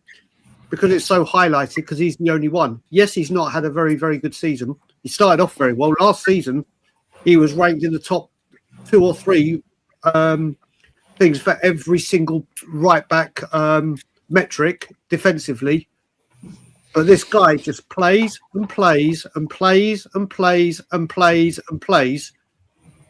And then we wonder why he's not on form. I think it's ridiculous. The slander on Porro, I don't accept. I just don't accept. There are people that think he's absolutely useless. That's your right, but I'd like to see people try and play the amount of minutes he does. And good morning, Mia. Well, I was going to say morning, Mia. A morning, Phil. And before anyone jumps in, just let me say to Ellie, because I know she's probably in the chat doing her moderating. Ellie, I'm not having a pop at you, by the way. Everyone's feelings are different. I wanted to bring up the point because I know Brian had a different opinion. So I sort of put your point over about Porro. And I knew how Brian was going to respond because he'd said how he felt. But I wanted the people to hear that, what Brian's response was, because I think that was quite important. Mia, sorry, Chicky. Sorry, I'll say something. Yeah. Sorry. Yeah. Why we play Porro further forward then? If bring Spence back in, I don't know if is Doddy fit again or whatever, or bring Sousa in defence and play Porro further forward. If we're running out of attacking options, he's not a bad attacking option to have because he has played there before. Yeah. Please answer anyone. What do you think? I mean, as far as I know, Doggy's injured. Well, we've got no other choice, have we, really? You know, so it's either you play Spence there or you play Sousa there. Yeah. That's your choice. And And what like about- you say, if you want to risk Sousa, you can put Sousa there, put Spence on the right, and play Porro further up. Could you play Tell as your number 9? No. I've not been impressed with Tell every time he's played there. No, not for me, mate. I'm not saying he's shit, by the way. Like, I think he's one of the Who we got players that left? has We've got been Richarlison. That's trying it, his innit? bollocks off when he's been on the pitch, to be fair. So don't get me wrong, he's a bit greedy, by the way, trying to beat the whole team himself. Well, should he be put in that position on the wings where he can't beat a man anyway? At least he's Takes a shot, doesn't he? cares, don't he? He proper cares. He's just not good enough, I don't think. But our other option is for Richarlison up front. He's not good enough either. Well, there you go, innit? But, you have to make the isn't it? best of a bad bunch at the end of the day. Let me just say hello to Phil, by the way. And Mia, I'll come to you in a sec. Good morning to you, Phil. Mia. Phil, as you was jumped in before I'll come to you first. What are you thinking about the latest points of conversation, Phil? Where are you at it with the conspiracies and all that stuff? I've just jumped in with thinking at the right time. Pedro Porro, I loved your explanation, Brian. Yeah, the work rate, I'll give him his work rate. I give him that he gets forward. But Brian, I'm going to say ability-wise, yeah, defensively, it's become mundane. Yeah, he can't defend, mate. Come on now. Wait, I'm gonna come back to you. Finish that, and then I know you're going to come back last season. I just heard you say last season. Yeah, I'm not even going to go. I'm not even going to mention last season. I'll say something, but you finish, and then I'll go. Mate, there's a reason that teams target our right-hand side. We saw it last year. They predominantly target the right-hand side because they know that defensively, yeah, he is suspect, Brian. Right. So let me just add to this, and then obviously let Mia chat because she's joined and hasn't been able to get a word in. He is our only creative player with Maddison. Jack, he is asked to go forward and create up top. Any other team that you watch in the Premier League, if they're right back or someone like Trent Alexander goes forward, the teams are known someone's got cover there. Someone's got to go take that position because he's gone forward. There's a few goals. Don't get me wrong, I'm not saying how Pedro Porro is the greatest one in the world. But there are players, when you right back goes forward, you need people to drop back and hold that space. You look when Porro was at fault, he's got up there. But Porro is asked to go up there because he's the only creator. And there should be someone getting back into that position. Agree. Play football. And when you play a guy over and over and over and over and over, the amount of minutes he's played, he's absolutely shattered. Like I said, don't get me wrong, Porro needs to be better positionally on certain occasions. But any other football team, any other big football team, their coach, if he's gone forward, he needs someone to go back. Agree. When we had Sergio, he bombed forward and the defence shift over and made 3 centre-backs to cover because they knew he was bombing forward.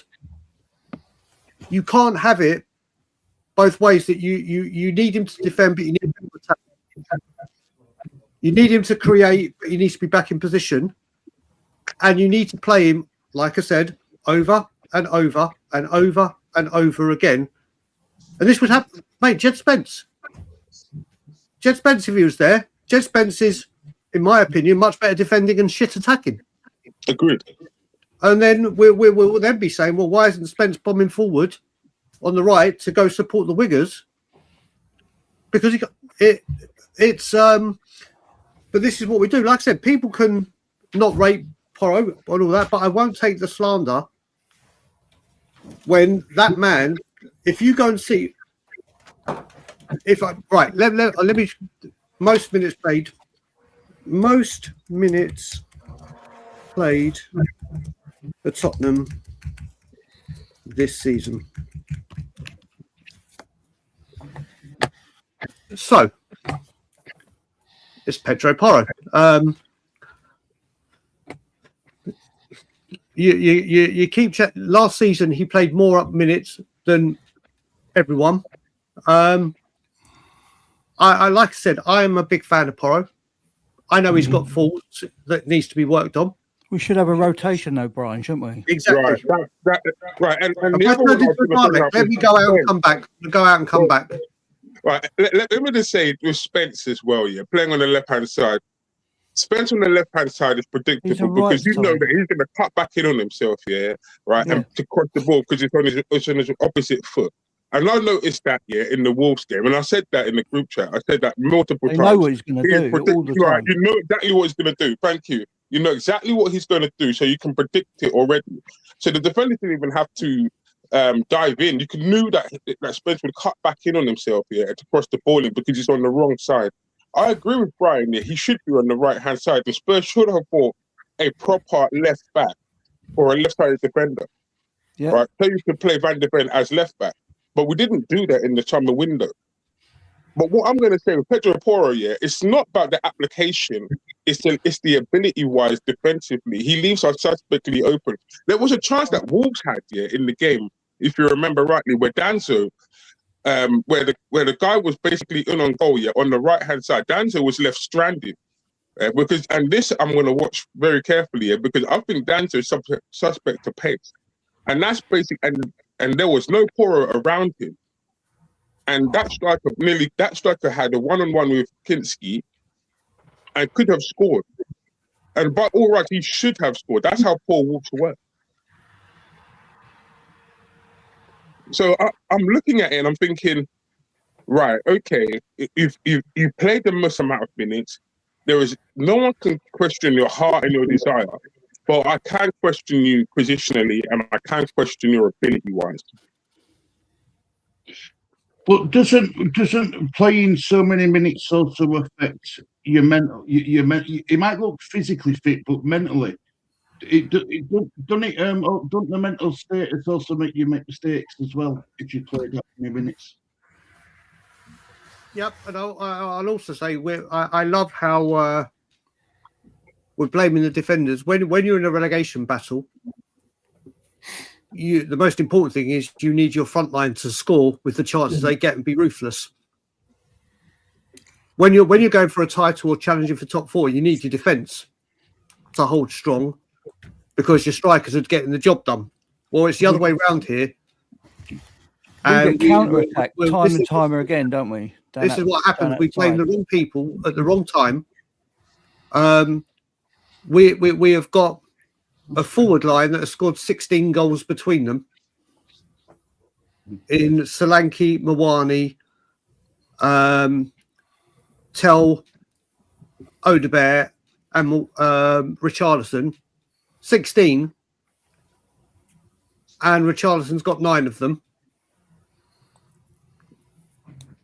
And we need goals to win matches for obvious reasons, but we're going to blame the defence for the lack of goals that we're getting. Even if we got the passing going, we can't put it in the back of the net. So let's all go for a right back, and I don't mean everyone here or in the chat. I mean as a collective. Let's blame the right back for his bad passing, even though when the forwards get it, they can't get it. I love this, Brian. I really do love this. All right. Do you know why I love this? Cookmaster, you know me already. I have a field day with the Spurs forwards. I love this to pieces. Right. Open forum here, Phil. Don't worry, we've got Polini up. Pay him up front. You know what's coming now. Right, I'm not going to do a rant. I'm going to try not to do a rant here. 4 years of pain.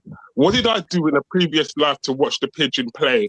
Week in, week out. I don't know what I did to Tottenham Hotspurs, but I have to watch this guy. I never wanted him. He could play across the front three, a lot of fans said. I said, no, I don't want to see the Pigeon. I never rated him from Watford and Everton. I didn't want the Pigeon. Unfortunately, I don't know what I did to Tottenham Hotspurs, but they punished me by having to watch this guy play week in and week out. He cannot control the ball. He's not very good at a forward. He's Brazil's number 9. This is the worst Brazilian team in a generation, brother. The worst Brazilian team. I think he makes Joe look like world class to me. That's how bad this guy is. The next one, is Solanke. This is another one I look at and I think, what did I do in a previous life to watch this guy? This guy makes Emil Heskey look like a world beater, bro. Yeah, it This does. man reminds me of Gregor Razak, bro. That's how bad this guy is. I don't rate Solanke. Now, what's the other one? Muani. Unfortunately, I've got to I can't not even watch go him there for with him. Tottenham Hotspurs. No, hold on. I've got to watch him not only for Tottenham Hotspurs, but watch him play for France as well. And I'm a French fan. This guy is trash. I am sorry to say it to people. He is awful. He went to Juventus, in a 6 month. Do you know who he reminds me of? Adebayor. He went to Juventus on a loan and he smashed it out because he had a point to prove. He came to Tottenham on loan, and you see him now. You see him at PSG. PSG basically had to get rid of him. They told him you will never play again for PSG. He's got bad attitude. Yeah, again, I've had to sit there and watch him come to Tottenham Hotspurs and hear fans saying, "What was it now? Oh, Mawani's going to do something." Really? Yeah, But don't go anywhere, you know. I blame the front line here because they can't finish their dinner. They can't hit a bundle of a banjo. put Polini up front. Bro, I'd rather see Archie Gray up front, to be fair, because Archie Gray's played everywhere else but up front. That's how bad the front line is. Yeah, It is. Again, when you look at this, there's people slamming Richarlison. And listen, I understand he's not the greatest striker we've ever had in a list of strikers. He's not. He's stayed his fittest for us all season. He is our top scorer, as embarrassing as it is, with 9 Premier League goals. This is Tottenham. 9 Premier League goals. Well, we can't supply him. We bought Solanke, who had the most headed goals in his one good season, and we didn't buy a winger. Richarlison's given all he can do. Is it good enough? No, it's not. But again, why are we blaming Richarlison as a fan base and not going, hello, Stevie, hello, Enoch. We're used to Harry Kane, Dimitar Berbatov. We're used to Jurgen Klinsmann, Gary Lineker, Teddy Sheringham. Agreed. Blah, blah. I could go on and on and on. But no, what we'll do is, again, go for Richarlison. And like I said, he's not the greatest. He is not the greatest. But right now, he is our top goal scorer, who isn't being played. Should have started against Sunderland, should have started against Brighton, should have started against Wolves. Because he's the only one with experience being in a relegation fight, and he's the only one that is scoring. But nope, let's not aim it at the direction where it should be. Agreed. As a fan base, we will go, Richarlison, we're down here because you're shit. Yeah, but we can agree. Right,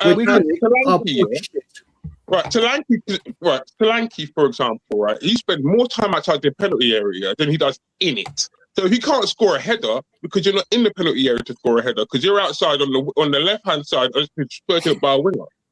Again, the strikers having to play out on the wing to even get the ball. Yeah, but the wingers don't cross the ball in, do they?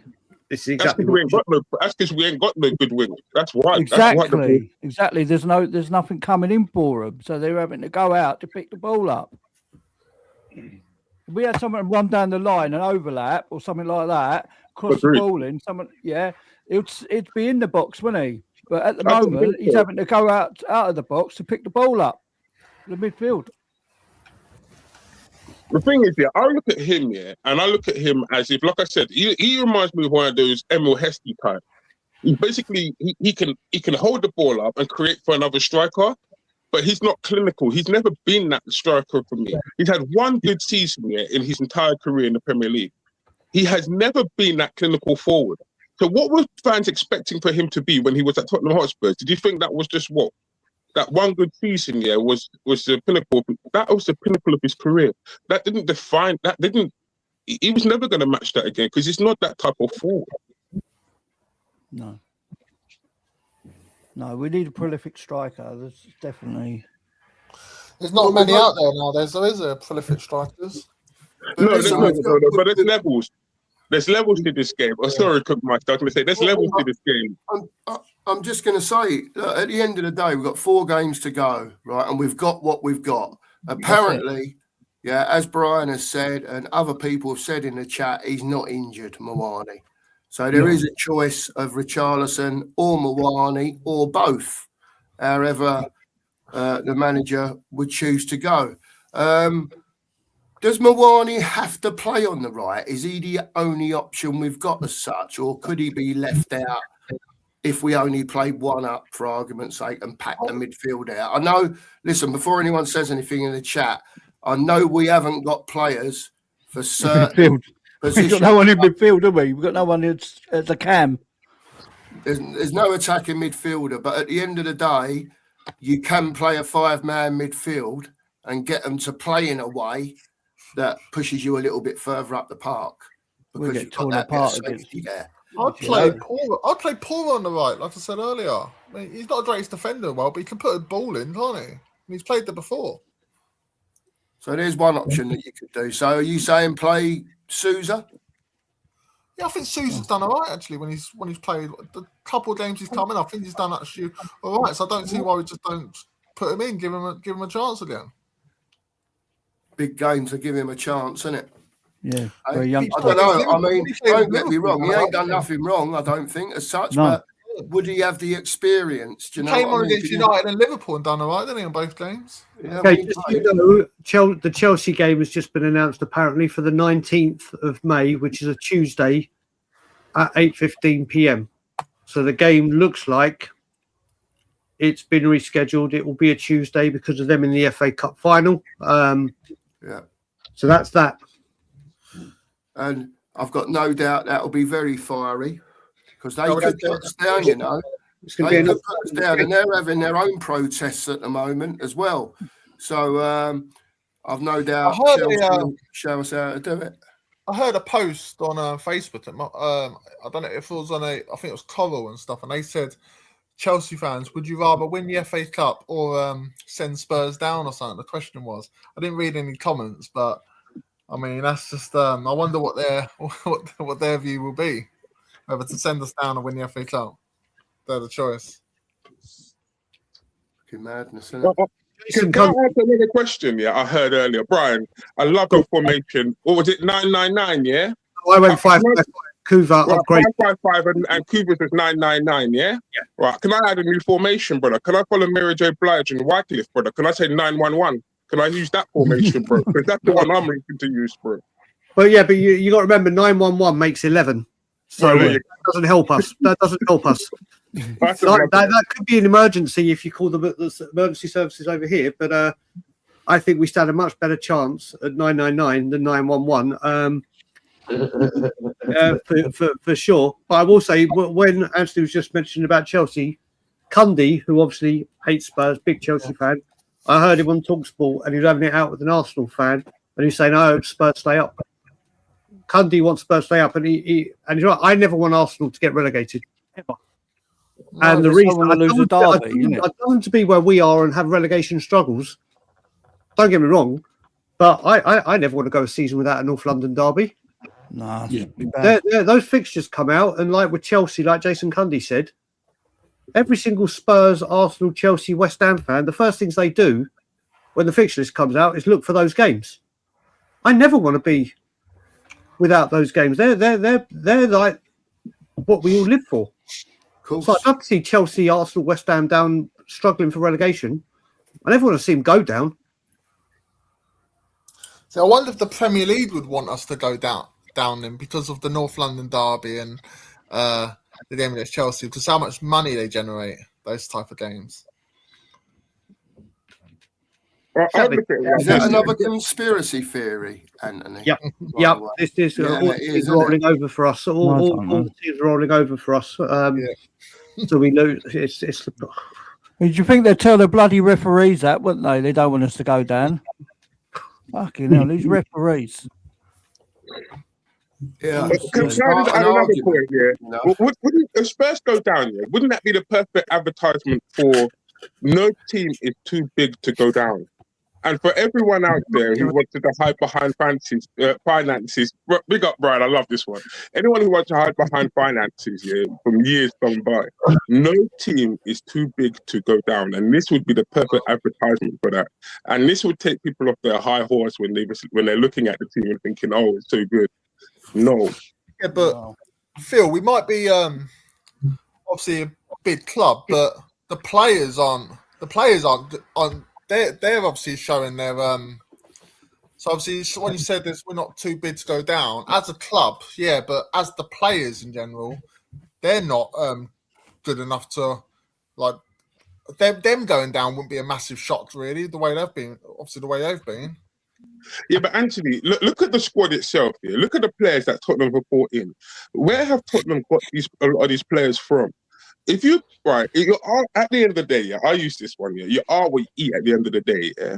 Right. If you are buying relegation level players, do not be surprised you become a relegation level side. And we have been buying from relegation level clubs for a while now, or top end championship. And so you naturally you become that. Our squad is saturated with players here who have been in and around that area. What exactly were Spurs fans expecting them to be at the end of the day? Were they expecting them to be challenging for top 6?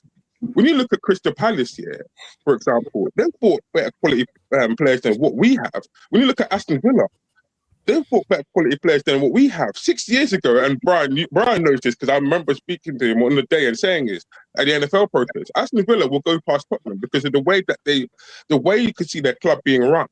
And that was 6 years ago. So the progression was already there. The problem with Tottenham Hotspurs, yeah, it's a level of arrogance. There's an arrogance of, we can just rock up here and we'll just beat you and pop you off the field. But there's no substance behind it. That's come from Enoch, isn't it? Yeah, you know that. It's come from Enoch, and then the fans have picked that up as well. Yeah. And we're accepting it. That's the trouble. The supporters are accepting it.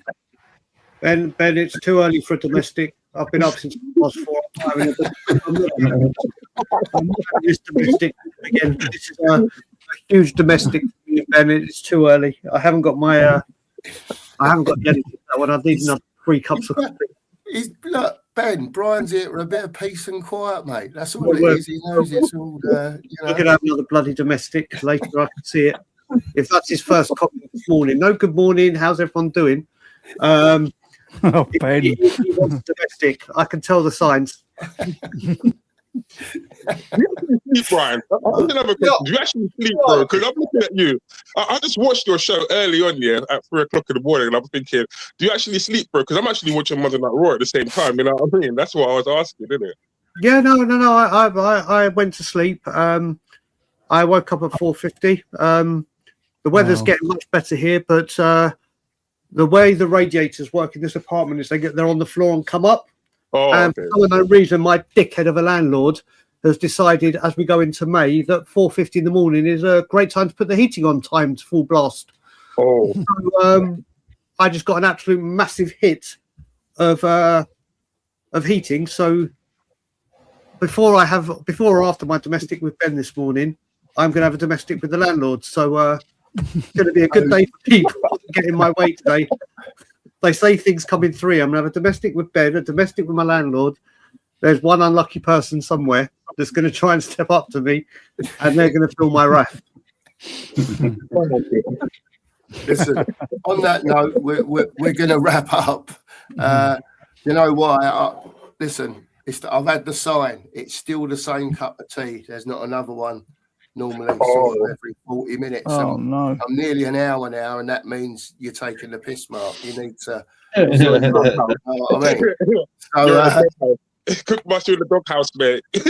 No, not in the doghouse. If I was in the doghouse, the door would have been open, mate, and she'd have come straight in. She wouldn't have worried about anyone being on here. Don't worry about that. We're going to wrap it up anyway. Just want to say thanks to everyone for being on this morning. I know in the chat earlier on, it got a bit tasty. I hope the mods done what they had to do. What happened to Mia, by the way? Say that again. What happened to Mia? I don't know. She went off, and here she is now. She's back. Just not say her name. I was just going to come to her, and she dropped off. I had a phone call. I had an important phone call from the children's school, and you've always got to answer one of those just in case one of them done something stupid like crack their head open. Yeah. I've got boys, so it's, that ain't actually abnormal. Everything all right, Mia? Is that the main thing? Yes, everything's fine. The youngest one, it's about him, and he's the one who does normally hurt his head. He's had glue in his head 3 times so far. Bloody hell. wow. Oh, Yeah, wow. he likes to hurt his head. Mm. Bloody Uh, hell. You need to get an American football helmet, Mia. I know. Send him Go to to the school in shop. that. Go, Do you know go what to I say? I say no sense, no feeling. that's one way. Anyway, Mia, good morning.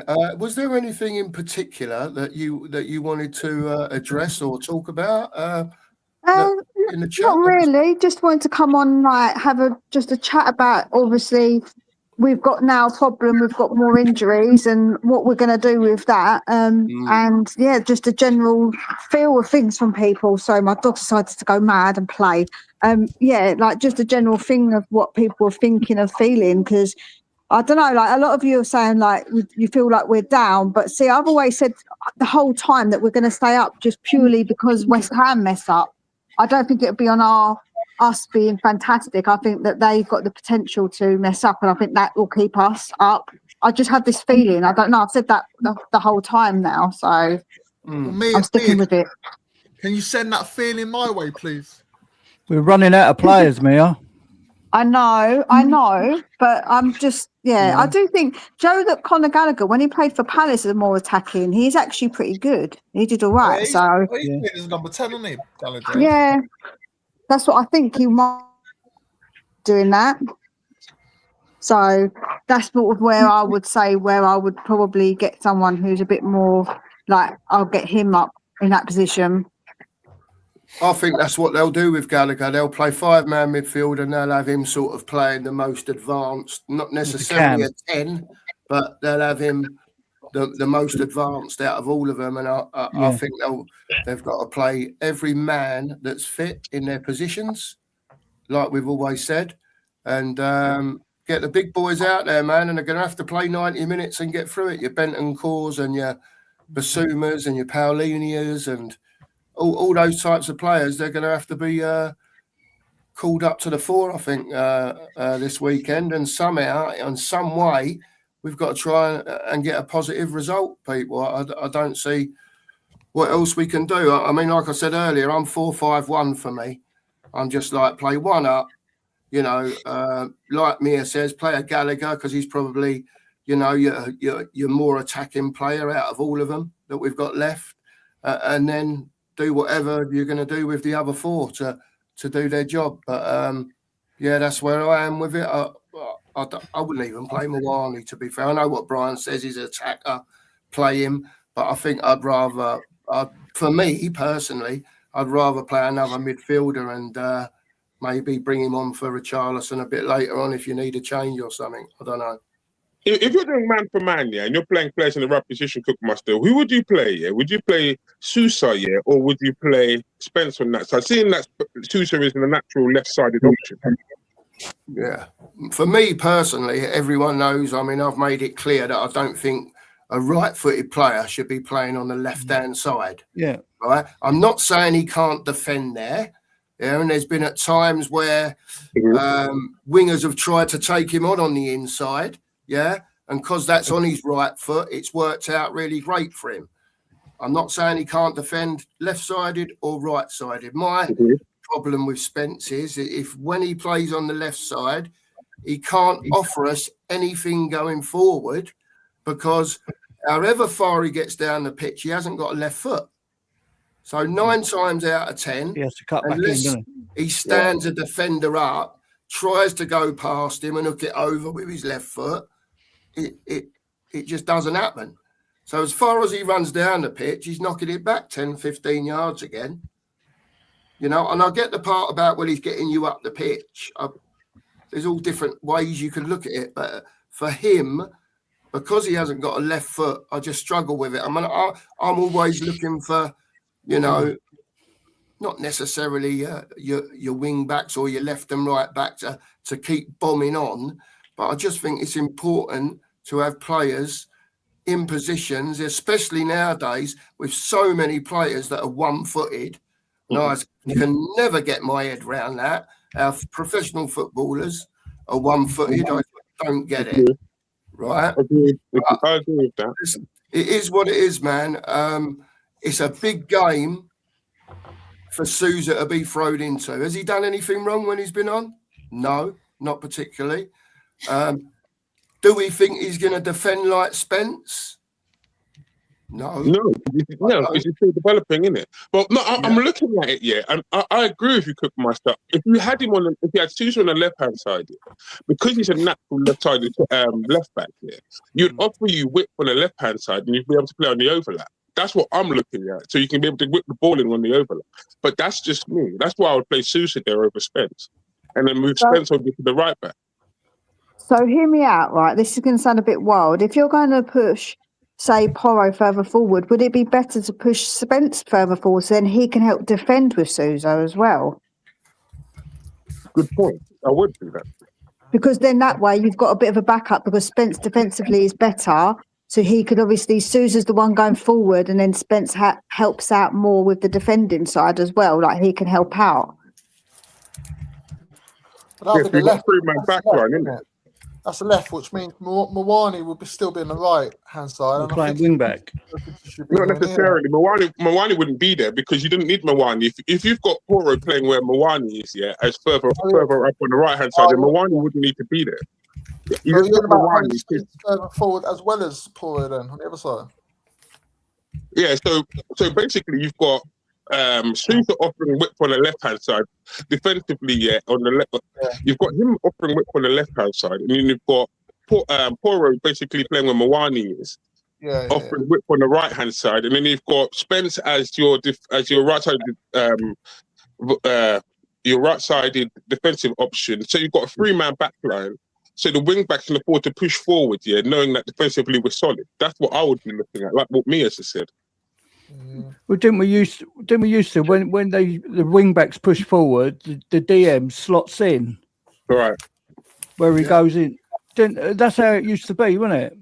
Yeah, but it's not happening, is it?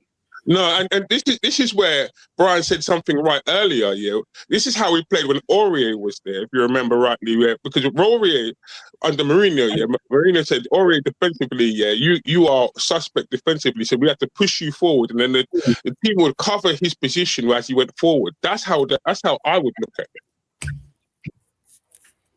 Yeah. Does anyone else see it any other way? Are you all basically play players to the best advantages? Brian, are you still saying like you'd rather have Spence at left back, or would you ultimately move him so you could push Porro on and play Sousa at left back? I'd have Sousa at left back. Yeah. We needed that. We need someone naturally left-footed. We need to get forward, and we all know when Spence gets forward on the left, he has to check back because he doesn't have a left foot or confidence in it, which is no fault of his own. Yeah. But like I said, what we'll do at Tottenham, we won't play the right back at right back because we don't trust him at right back, but we'll play him at left back where he can't go forward and get the ball into the box where we need it. So we won't play a right back at right back. We'll play the right back at left back, even though we bought a left back to play left back to cover Ben Davies and Destiny. But that's what we will do. That's what we will do as a football club, and people wonder why we are in this mess. But don't worry, the clubs are against us, the referees, and the pitch. But we won't play a right back at right back. We'll play him at left back when we have 2 left backs. The thing is, but the thing is, even if we had bought a left-sided centre back. Even if it bought a left-sided centre-back, you could move Van der Ben out there, but we didn't even buy a left-sided centre-back. Well, you can still do that. The only one in the squad who actually plays the centre-back. True, you can still do it. You've got Dragusin, not that he's any good, and Danso. So you've got the defenders to do that. Yeah, but none of them play on the left-hand side, Brian. That's the problem. They're all right-sided defenders. Mate, we're scraping the barrel, aren't we? This is ridiculous. A club like Tottenham Hotspur scraping the barrel. It's an absolute joke. Cookie, when you said earlier about you're not sure about putting Sousa in a big game like this. But Yeah. other clubs do it and have no issue. I mean, look at that lot down the road. They put their youngsters in big Listen, games. And have no I'm not issue. against it, Anthony. I'm not Yeah. against it. It's just that, like personally, when you look at a player, again, he's done nothing wrong. Yeah. Chuck, I haven't got a problem with throwing him in, Anthony. And I haven't. It's just because I personally look at him and haven't seen enough of him. For me, he's left-footed. I'd play him. And I'll play Spence at right back and I'll play Porro further on. Because it gives you that, added threat, if you like. If you play Porro that bit further up, he ain't got to worry about dropping off as such as into the right back position. He might just invert a little bit, tighten the midfield up when we haven't got the ball. Who knows? But it's one more option going forward. And that's what I'm trying to think of, because we haven't got anyone else who can cross the ball into the box like he can on occasion. There is no outlet. Where are we going to get a goal from? You're not going to contain Aston Villa for 90 minutes. We're just not that type of team. No. When you've got players like McGinn and people like that, they're going to control everything, aren't they? They'll have us running all over the gaff. I don't even think we can afford to let them have the ball too much, because players like Morgan Rogers and that, they go looking for space. That's what they do. Yeah. They've got might go in our favours. They've got a couple of European games in around the same time. Yeah. Might go in our favour. Let's hope so. Anyway, do you know what my fear is as well? Tell me if you saw this right. In the Wolves game, did you see how high the defensive line was for Tottenham Hotspur? Yeah. I'm looking at that, and what was you going to say? I was going to say it was at times very high. Right now, Aston Villa, have pacey forwards, and I'm looking at that, and I'm thinking, if you're going to play a high line like that, that's going to play the Aston Villa's hands, because you've got so much green space to run in behind. That might be advantageous to you as a football club. That's what I'm just looking at. I'm thinking, are you going to drop that defensive line back? He's looking after you, Vindaloo, isn't he, Brian? Always, buddy. Always, mate. Always. Phil, I don't think we'll play that high for the simple reason I don't think that Villa will let us have the ball like Wolves did. No. You know what I mean? Because they did concede possession, especially in the first half. Do you know what I mean? They were looking to be the ones to nick the ball to break out. We were the ones trying to break them down. Do you know what I mean? So it's difficult. I just don't think Villa will let us have the ball as much as we won't have as much possession as we did against Wolves. I don't think anyway. I'd be surprised. That would favour Danso. If it's not as high as that, then that would favour Danso a bit more, because it's not. Because I'm looking at that and thinking, I really wouldn't want to see Danso in a foot race with Watkins, because that's just one winner in the race. Done, isn't it? Yeah. I agree with that. I do agree with that. Or Morgan Rogers with bucket. Man, I don't know. Yeah, it's really difficult. Look, we are where we are. We'll continue this conversation for the week. We'll see if we can come up with a solution. I doubt it, people, very much. We just haven't got the personnel, mate. That is it at the end of the day. That is it, Rowley. That is it. You've hit the nail on the head, mate. I'll go around quickly. Shout your channels out if you've got one, and to the people that are on the channel today that have been on and been off and been back on again, thank you to you for coming on. We'll start with Anthony. Anthony, where can anyone find you quickly, and what you got coming up? Dr. Tottenham Therapy. Only been done a couple of months, but got 123 subscribers at the moment. So if you can get over to me and give me a like and sub, that'd be much appreciated. But I'm on Wednesday and Friday this week, my shows. But if anyone wants to come on and have a chat, they're more than welcome as well. So so cheers. There you go. Big up Anthony. Stu, have you got anything coming up at all?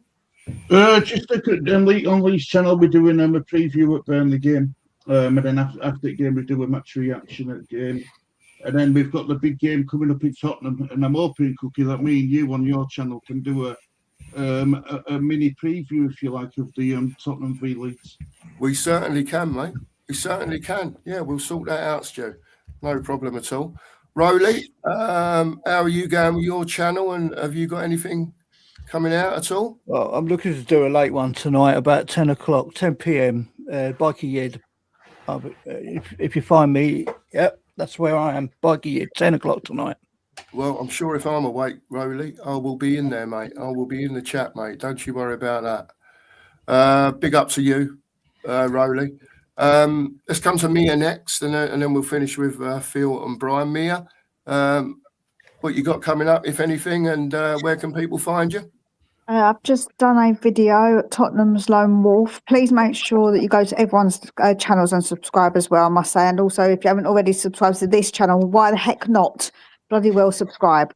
So yeah, please come over and subscribe. And I appreciate everyone's feedback as well. I do videos pre-record, so I like to have people come in the chat, in the comments, and have a conversation there with people. So yeah, if you'd like to, please come and do so. There you go. Thanks, Mia, for coming on. Sorry it was short and sweet. Perhaps No problem. later in the week, whenever, jump on earlier, yeah, and you can get your point over a bit longer if you like. Sorry it was so short. No worries. Phil, you've got about 83 channels, so I'll come to you next. So Are you sure you want to go to me next? You sure don't want to go to me last? I'll do Oscar no. If Mr. Daigle weren't on, right, because I'm even doing my bit before I come to Mr. Daigle because he finishes the show. So Phil, go on, you're next. Right, okay. First and foremost, yeah, Mia, it's finally nice to actually stream with you. I have missed your channel. First between the lines, and it's nice to see that you're back with a Lone Wolf. All right, and secondly, yeah, I've got two channels. One is sports centric, where we talk about football and different sports. We're going to be talking about Commonwealth Games later on in the year. We're going to be talking about other sports as well. Football's just one part. We're going to talk about WWE and back in the day wrestling. We've done a Roman Reigns on Sunday. Hopefully, we're going to do a couple of videos this week on other stars of the past. And I've got my BMGT, which is for the movies, games, and television. And yeah, there's loads of stuff coming out. And if you can see my hoodie today, and you see that there, that's the Masters of the Universe. Oh yeah, He-Man. Masters of the Universe. Oh yeah. Oh yeah, and that's gonna be dropping out soon. The movie coming out next month, so we're gonna do a lot of stuff on that, and there's gonna be a game coming out as well. So those were the days, weren't they? Very much. Stop everyone on screen. There you go. Big up to you, Phil. He says he can't find Phil. Ben says he can't find your channel. Phil. Oh, come on, man. I thought you could come to acknowledge me, bro. There you go. Now I can't find Phil's channel. Come on, Ben. Smell the coffee. Smell the coffee, Ben. Ben. I can't believe you sucked me in like a kipper there, Ben. I don't. Right. Well, I'm going to do my bit now. Yeah. Sorry about that. True story. Harry Winks. He's forgotten to put Winks in, so I'll have words with him later. Did you see the abuse Harry Winks got on when he got on the coach? Yeah, I see that. Yeah. God, Jesus. They were giving it Leicester fans, weren't they? He gave a bit back and all. Yeah, he did, yeah. Fair play to him. Can't blame the Leicester fans. They're telling you, they've been awful this season. That's not down to Harry Winks, though, is it? Do you know what I mean? No, the whole team, isn't it? Well, yeah. What can you do, mate? What can you do? We've not seen him all week, all season for Leicester. We don't know how he's been playing, but for him to get the abuse, he must have been shot him. There you go, mate. There you go. What can you do? What can you do, mate? It is what it is, Anthony. It is what it is. Anyway, have you finished now? Anyway, by the way, you lot. Yeah. Just remember, no one's too big to go down. Now. It's my turn before I come to the geezer No, down you're not below. allowed to turn. No, sorry, it's your channel, but you're not allowed to turn. It's my turn now, right? Please like and subscribe. I've got something else to say, so I'm joking. Carry on.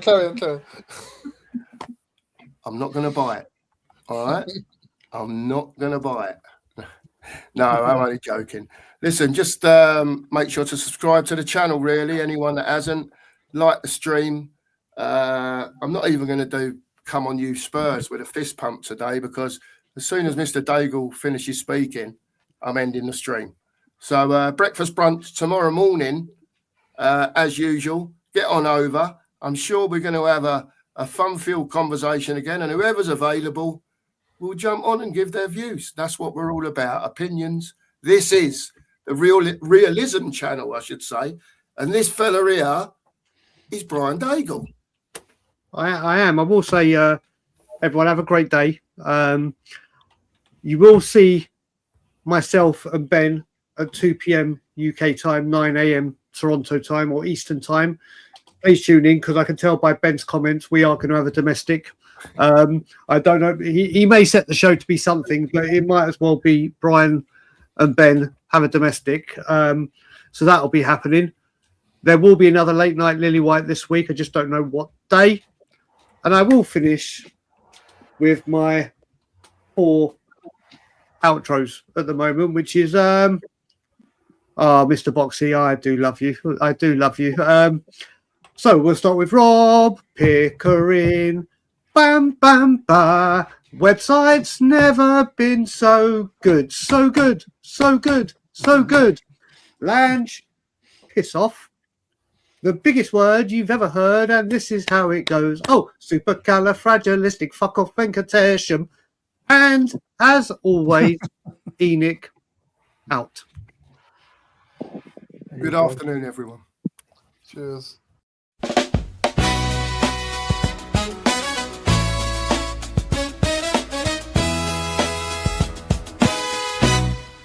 Cookie and the shell.